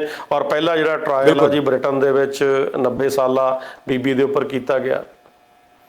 ਬਿਲਕੁਲ ਜੀ, ਦੇਖੋ ਨਾਰਥ ਆਇਰਲੈਂਡ ਦੇ ਵਿੱਚ 90 ਸਾਲਾ ਬੀਬੀ ਮਾਰਗਰੇਟ ਕੀਨਨ ਮੈਗੀ ਨੇ, ਤੇ ਉਹਨਾਂ ਨੂੰ ਸਭ ਤੋਂ ਪਹਿਲਾਂ ਟੀਕਾ ਲਗਾਇਆ ਗਿਆ ਯੂਕੇ ਦੇ ਵਿੱਚ, ਨਾਰਥ ਆਇਰਲੈਂਡ ਦੇ ਵਿੱਚ। ਤੇ ਹੁਣ ਤੁਸੀਂ ਦੇਖੋ ਕਿ ਕਿਸ ਤਰੀਕੇ ਦੇ ਨਾਲ ਯੂਕੇ ਦੇ ਵਿੱਚ ਤਾਂ ਜਿਹੜੀ ਹੈ ਵੈਕਸੀਨ ਆ ਗਈ, ਯੂਕੇ ਦੇ ਵਿੱਚ ਉੱਥੇ ਸ਼ੁਰੂ ਵੀ ਹੋ ਗਈ, ਪਰ ਭਾਰਤ ਦੇ ਵਿੱਚ ਇਸ ਦਾ ਕੀ ਸਟੇਟਸ ਹੈ? ਤਕਰੀਬਨ ਭਾਰਤ ਦੇ ਵਿੱਚ 6 ਅਜਿਹੀਆਂ ਕੰਪਨੀਆਂ ਨੇ ਜਿਨ੍ਹਾਂ ਦੀ ਵੈਕਸੀਨ ਤਕਰੀਬਨ ਤਿਆਰ ਹੋ ਚੁੱਕੀ ਹੈ। ਉਹਨਾਂ ਨੇ ਸਰਕਾਰ ਤੋਂ ਮਨਜ਼ੂਰੀ ਮੰਗੀ ਹੈ, ਇੱਕ ਤਾਂ ਐਮਰਜੈਂਸੀ ਦੇ ਲਈ, ਜਿਹੜੇ ਬਹੁਤ ਜ਼ਿਆਦਾ ਸੀਰੀਅਸ ਪੇਸ਼ੈਂਟ ਨੇ ਉਹਨਾਂ ਨੂੰ ਇਮੀਡੀਏਟਲੀ ਦੇਣ ਵਾਸਤੇ, ਤੇ ਦੂਜੇ ਪਾਸੇ ਉਹਨਾਂ ਨੇ ਕਿਹਾ ਕਿ ਸਾਨੂੰ ਇਸ ਦੀ ਬਲਕ ਦੇ ਵਿੱਚ ਜਿਹੜੀ ਪ੍ਰੋਡਕਸ਼ਨ ਦੀ ਵੀ ਇਜਾਜ਼ਤ ਦਿੱਤੀ ਜਾਏ। ਤੇ ਹੁਣ ਖਬਰ ਇਹ ਆ ਰਹੀ ਹੈ ਕਿ ਭਾਰਤ ਦੀ ਨਹੀਂ, ਪੂਰੇ ਵਰਲਡ ਦੀ ਸਭ ਤੋਂ ਜਿਹੜਾ ਵੱਡਾ ਇੰਸਟੀਚਿਊਟ ਹੈ, ਸੀਰਮ ਇੰਸਟੀਚਿਊਟ ਹੈ, ਉਸ ਦੇ ਵੱਲੋਂ ਜਿਹੜਾ ਹੈ ਟੀਕਾ ਪੂਰਾ ਜਿਹੜਾ ਤਿਆਰ ਕਰ ਲਿੱਤਾ ਗਿਆ। ਤੇ ਭਾਰਤ ਸਰਕਾਰ ਉਹਨਾਂ ਦੇ ਨਾਲ ਜਿਹੜਾ ਆਉਣ ਵਾਲੇ ਦਿਨਾਂ ਦੇ ਵਿੱਚ ਜਿਹੜਾ ਵੱਡੇ ਪੈਮਾਨੇ ਦੇ ਉੱਪਰ ਜਿਹੜਾ ਹੈ ਡੀਲ ਕਰ ਸਕਦੀ ਹੈ। ਤੇ ਇਹ ਟੀਕਾ ਭਾਰਤ ਦੇ ਵਿੱਚ ਤਕਰੀਬਨ ਘੱਟੋ ਘੱਟ ਜਿਹੜਾ 250 ਰੁਪਏ 'ਚ ਮਿਲ ਸਕਦਾ ਹੈ। ਬਾਕੀ ਕੋਈ 500 ਰੁਪਏ ਦੇ ਕਰੀਬ ਹੈ, ਕੋਈ 1000 ਰੁਪਏ ਦੇ ਕਰੀਬ ਹੈ। ਜਿਹੜਾ ਯੂਕੇ ਦੇ ਵਿੱਚ ਟੀਕਾ ਲਾਂਚ ਕੀਤਾ ਗਿਆ ਹੈ ਤਕਰੀਬਨ ਉਹ 1400 ਰੁਪਏ ਦੇ ਕਰੀਬ ਹੈ। ਸੋ ਇੰਡੀਆ ਦੇ ਵਿੱਚ ਵੀ ਵੱਖ-ਵੱਖ ਕੰਪਨੀਆਂ ਦੇ ਵੱਖ-ਵੱਖ ਰੇਟ ਹੋਣਗੇ, ਪਰ ਜੋ ਸਰਕਾਰ ਦੀ ਖਬਰ ਆ ਰਹੀ ਹੈ 250-300 ਰੁਪਏ ਜਿਹੜਾ ਟੀਕਾ ਹੋ ਸਕਦਾ। ਸਰਕਾਰ ਕਿਸ ਤਰੀਕੇ ਦੇ ਨਾਲ ਉਹਨੂੰ ਇਸਤੇਮਾਲ ਕਰੇਗੀ, ਕਿਉਂਕਿ ਪਹਿਲੇ ਤਾਂ ਜਿਹੜੇ ਫਰੰਟ ਲਾਈਨ ਵਰਕਰਸ ਨੇ, ਜਿਹੜੇ ਪੇਸ਼ੈਂਟਸ ਨੇ, ਉਹਨਾਂ ਨੂੰ ਦਿੱਤਾ ਜਾਏਗਾ, ਆਰਮੀ ਵਾਲਿਆਂ ਨੂੰ ਦਿੱਤਾ ਜਾਏਗਾ, ਸਿਕਿਉਰਿਟੀ ਫੋਰਸਿਸ ਨੂੰ, ਉਸ ਤੋਂ ਬਾਅਦ ਆਮ ਲੋਕਾਂ ਨੂੰ ਦਿੱਤਾ ਜਾਏਗਾ। ਕੀ ਸਰਕਾਰ ਫ੍ਰੀ ਦੇਗੀ? ਕਿਉਂਕਿ ਸਟੇਟ ਗਵਰਨਮੈਂਟ ਦੇ ਨਾਲ ਵੀ ਗੱਲਬਾਤ ਚੱਲ ਰਹੀ ਹੈ ਕਿ ਸਟੇਟ ਗਵਰਨਮੈਂਟ ਕੁਝ ਹਿੱਸਾ ਪਾਵੇ ਤੇ ਕੁਝ ਹਿੱਸਾ ਕੇਂਦਰ ਸਰਕਾਰ ਪਾਵੇ ਤੇ ਉਸ ਨੂੰ ਸਬਸਿਡਾਈਜ਼ ਕਰਕੇ ਜਿਹੜਾ ਹੈ ਉਹ ਕੇਂਦਰ ਸਰਕਾਰ ਦੇ ਸਕੇ। ਸੋ ਇਹ ਗੱਲਬਾਤ ਦੀ ਸਟੇਜ ਚੱਲ ਰਹੀ ਹੈ ਤੇ ਦੇਖਣਾ ਇਹ ਹੋਏਗਾ ਕਿ 6 ਵੈਕਸੀਨ ਜਿਹੜੀਆਂ ਤਕਰੀਬਨ ਤਿਆਰ ਪਈਆਂ, ਨਵੇਂ ਸਾਲ ਦੇ ਵਿੱਚ ਲੋਕਾਂ ਨੂੰ ਵੈਕਸੀਨ ਤਾਂ ਇੰਡੀਆ ਦੇ ਵਿੱਚ ਤਾਂ ਪੱਕਾ ਮਿਲ ਜਾਏਗੀ।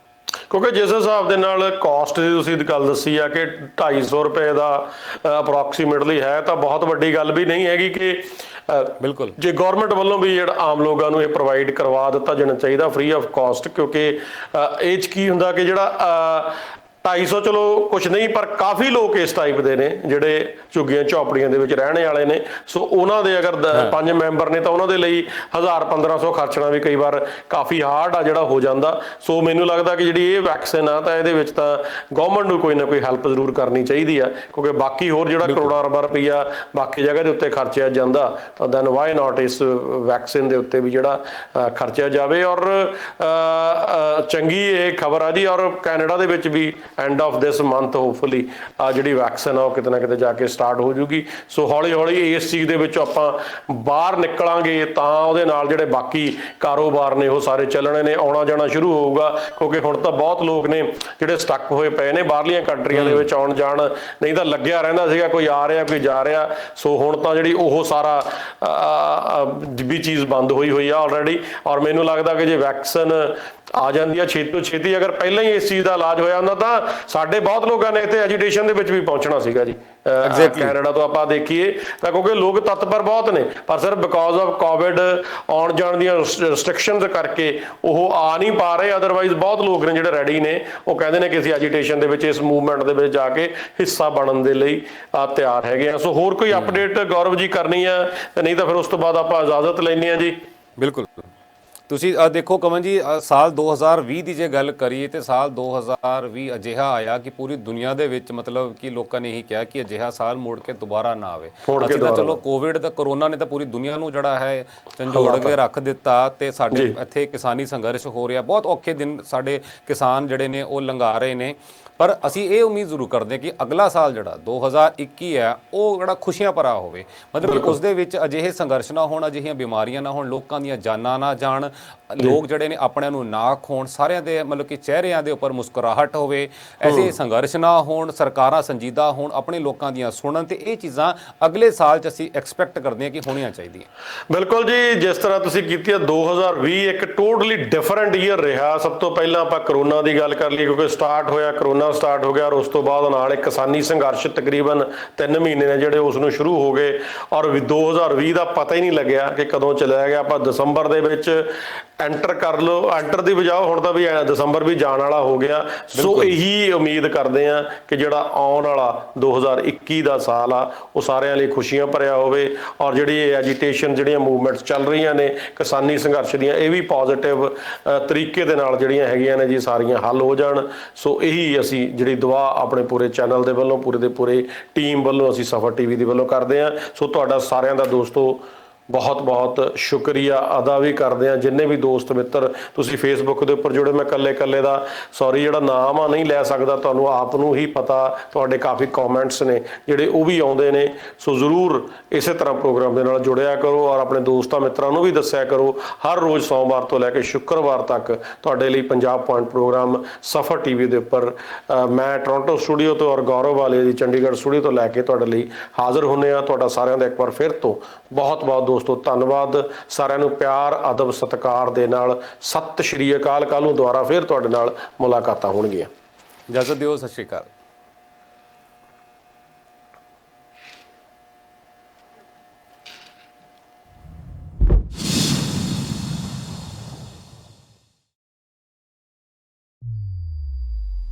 ਤੁਸੀਂ ਦੇਖ ਰਹੇ ਹੋ ਸਫਰ ਟੀਵੀ, ਮਿਸ਼ੀਗਨ ਦਾ ਪਹਿਲਾ Punjabi channel. For queries and advertisement with Safar TV, email us at